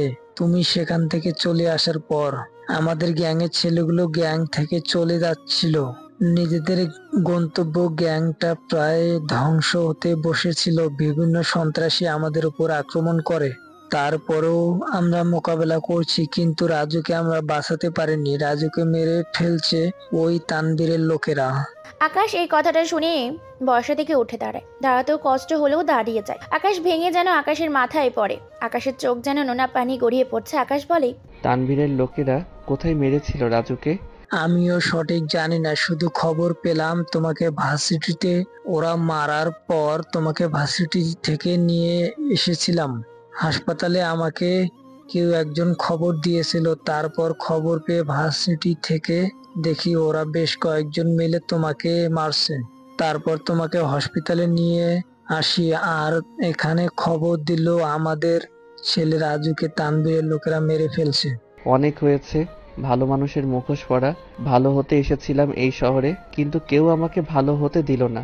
এখন আকাশের তাণ্ডব দেখবে এই চট্টগ্রাম শহরবাসী। তারপর আকাশ সেখান থেকে বেরিয়ে যায়। চারদিকে তানভীরকে খোঁজার জন্য লোক লাগিয়ে দিয়েছে। তানভীরের লোকজনগুলো তারাও খুঁজে বেড়াচ্ছে আকাশকে মারার জন্য। এইদিকে নিজের গেট আপ চেঞ্জ করে আকাশ দামি স্যুট বুট কালো পোশাক পরে ভার্সিটির উদ্দেশ্যে আবারও রওনা দেয়। ভার্সিটিতে পরপর বেশ কয়েকটা কালো রঙের স্মার্ট লাক্সারি গাড়ি প্রবেশ করে। হঠাৎ করে ভার্সিটির মাঠে এত দামি দামি গাড়ি দেখে সবাই হিমশিম খায়, টাসকি খেয়ে যায়। কে এসেছে বুঝতে পারে না কেউ। গাড়ির ভেতর থেকে কয়েকজন ছেলে বের হয়ে এসে গাড়ির দরজা খুলে দেয়। সাথে সাথে হিরোদের স্টাইলে গাড়ির ভেতর থেকে হাত পা বের করে একজন আগন্তুক। তারপর পুরো শরীর, কেউ চিনতে পারে না আকাশকে। আকাশ সামনে, তার পেছনে বন্দুক নিয়ে বেশ কয়েকজন আকাশের পেছন পেছন ভার্সিটির মাঠের মাঝখানে আসছে। আকাশ কালো রঙের সানগ্লাসটা চোখের ওপর থেকে খুলে ফেলে। সাথে সাথে আকাশকে দেখে সবাই টাসকি খেয়ে যায়। এরা তো চোখের পলকই ফেলতে পারছে না। এরা অবাক করে চোখ নিয়ে তাকিয়ে আছে সেই দিকে। এরই মধ্যে আরো বেশ কয়েকটা কালো রঙের গাড়ি ভার্সিটির মধ্যে প্রবেশ করে। গাড়িগুলোর ভেতর থেকে একটা ছেলেকে বের করে আনি। সেটার হাত পা চেয়ারের সাথে বাঁধা। চেয়ারটা কোলে করে নিয়ে এসে আকাশের সামনে। আকাশ চেয়ারে বসে পায়ের ওপর পা রাখে। ছেলের সামনে বসে পড়ে। সবাই ভার্সিটির সেদিকেই তাকিয়ে আছে। কেউ কোনো কথা বলতে পারে না, কেউ কোনো কথা বুঝতেও পারে না। প্রায় কয়েকশো ছেলে বন্দুক নিয়ে পুরো ভার্সিটি চারিদিক দিয়ে গোল হয়ে দাঁড়িয়ে আছে। সবার পরে শুধু কালো পোশাক। সামনে চেয়ারে বাঁধা ছেলেটা রাখা আছে তানভীরকে। সিগারেট জ্বালিয়ে আকাশ মুচকি হাসি দেয় আর বলে ওঠে, তুই এই আকাশের ক্ষমতা জানা সত্ত্বেও তুই আকাশের সাথে পাঙ্গা নিয়েছিস, আকাশের আপনজনদেরকে তুই মেরেছিস। শুধু তোর একজন আপনজনকে মেরেছি, এরপর তোর পুরো পরিবারকে মেরে ফেলবো। তানভীর কথাটা শেষ করার আগেই তানভীরের চোখে একটা ধারালো রড দিয়ে গুঁতা দেয়, সাথে সাথে চোখটা চোখের জায়গা থেকে ছিটকে বেরিয়ে আসে।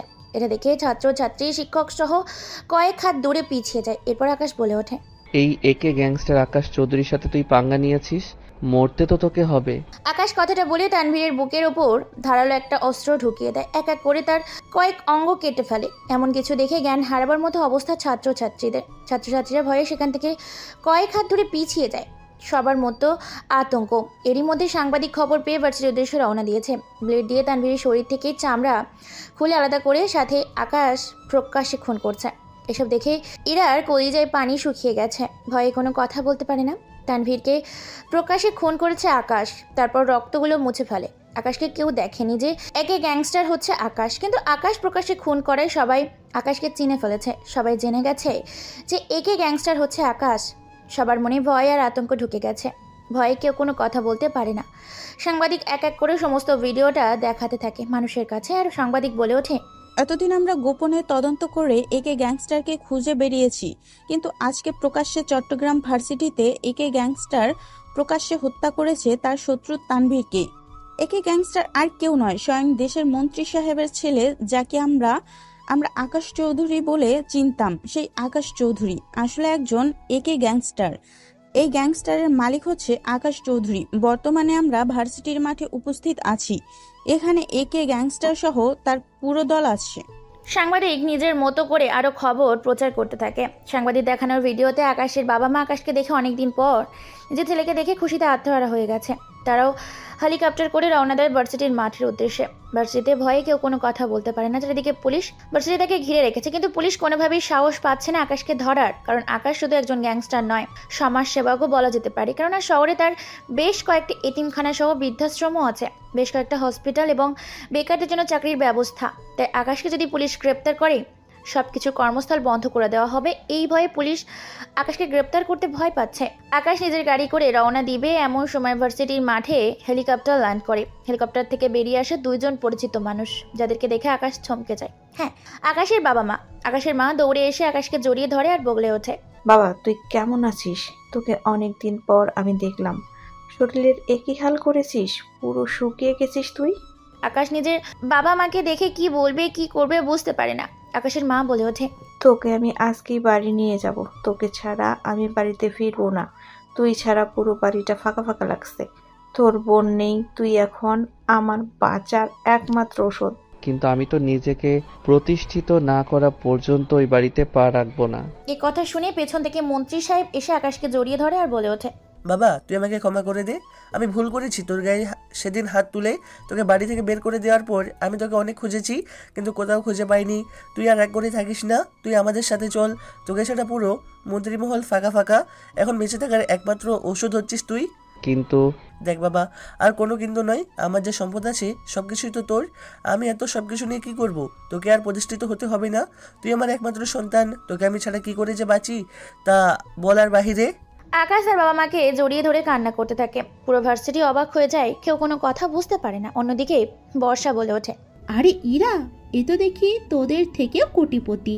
তোর বাবা হলো শহরের কমিশনার আর আকাশের বাবা হলো পুরো দেশের মন্ত্রী। তোর থেকে তো ওর পাওয়ার বেশি। শুধু ওর বাপের পাওয়ার না, ওর নিজেরও পাওয়ার আছে।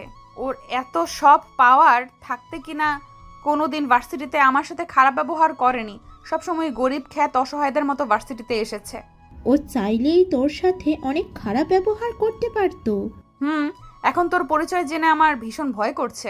এদিকে মন্ত্রী সাহেব বলে ওঠে, এই শহরে আমার বন্ধু কমিশনারের বাড়ি, সেখানেই আমরা যাব। তারপর গাড়িতে করে রওনা দেয় কমিশনারের বাড়ির উদ্দেশ্যে। এদিকে হেলিকপ্টার চলে যায় নিজের গন্তব্যের উদ্দেশ্যে। যে ধীরে ভার্সিটির মাঠ ফাঁকা হতে শুরু করে। পুলিশ এবং বিভিন্ন আইনকর্মী বাহিনী ভার্সিটির মাঠ খালি করতে থাকে। অন্যদিকে ইরা কোনো কথা না বলে ভার্সিটি থেকে ভয়ে চলে যায় নিজের বাড়িতে। এইদিকে কমিশনারের বাড়ির ভেতর বসে আছে মন্ত্রী সাহেব, আকাশ ও তার মা নিজেদের মধ্যে কথোপকথন করছে। এমন সময় বাড়ির ভেতর প্রবেশ করে ইরা। আকাশ ইরাকে দেখে থমকে যায়। মন্ত্রী সাহেব বলে ওঠে, আরে মা, এদিকে আয়, তোর জন্যই তো এই বাড়িতে আসা। ইরা কোনো কথা বলে না, ভয়ে ভয়ে তাদের সামনে গিয়ে দাঁড়ায়। আকাশের মা ইরাকে নিজের পাশে বসায় আর বলে ওঠে, ভাই সাহেব, আপনাদের মেয়েকে আমার ছেলের বউ করে নিয়ে যেতে চাই। মেয়ে আমাদের পছন্দ হয়েছে। আকাশ তো এই কথা শুনে টাসকি খেয়ে যায় পুরোপুরি। আকাশ বলে ওঠে, কিন্তু মা, কোনো কথা নেই, আগামী 1 সপ্তাহের মধ্যেই তোদের বিয়ে। তাহলে আমরা আজকেই আসি, একদম বিয়ের দিন আপনার মেয়েকে আমার ঘরের লক্ষ্মী করে নিয়ে যাব। তারপর তারা খাওয়া দাওয়া করে আরও অনেক আড্ডা দিয়ে সেখান থেকে বেরিয়ে পড়ে। দেখতে দেখতে 1 সপ্তাহ কেটে যায়। আজকে তাদের বিয়ে। এক এক করে বিয়ের পর্ব শেষ করা হয়। বিয়েতে প্রায় 1000 মানুষকে দাওয়াত দেওয়া হয়েছিল। পুরো বাড়িটাকে অসম্ভব সুন্দর করে সাজিয়েছে। বিয়েতে প্রায় 300 থেকে 400 গাড়ি বরযাত্রী গিয়েছিল। মন্ত্রীর বাড়িটা খুব সুন্দর করে চারদিক দিয়ে সাজিয়েছে। বাসর ঘরে বসে আছে ইরা। আকাশ ভেতরে প্রবেশ করে। ইরা ভয়ে বলে ওঠে, দেখুন, আপনার সাথে ভার্সিটিতে যা করেছি তার জন্য আমি দুঃখিত। আপনি আমার কাছে আর আসার চেষ্টা করবেন না। আপনাকে দেখলেই আমার ভয় করে। আপনার মতো মাফিয়া গুন্ডা। আকাশ আর কোনো কথা বলে না, মুখটা চেপে ধরে খাটে ফেলে দিয়ে ইরাকে আর বলে ওঠে, এতদিন অনেক অহংকার দেখিয়েছো, ভার্সিটিতে আজকে তোমার সব অহংকার এই রাতে ভেঙে দেব। কথাটা বলে আকাশ ইরাকে নিয়ে চলে যায় অন্য গ্রহে, যেখানে ইরার সমস্ত অহংকার ভেঙে দিবে আকাশ। ইরা ছটফট করতে থাকে, কিন্তু আকাশের শক্তির কাছে পেরে ওঠে না। আকাশ নিজের মতো করে নিজের কাজ করতে থাকে। আকাশ তার মিশনে সফল হোক এই আশা কামনা করে গল্পটা এখানে শেষ করে দিলাম। ধন্যবাদ সবাইকে।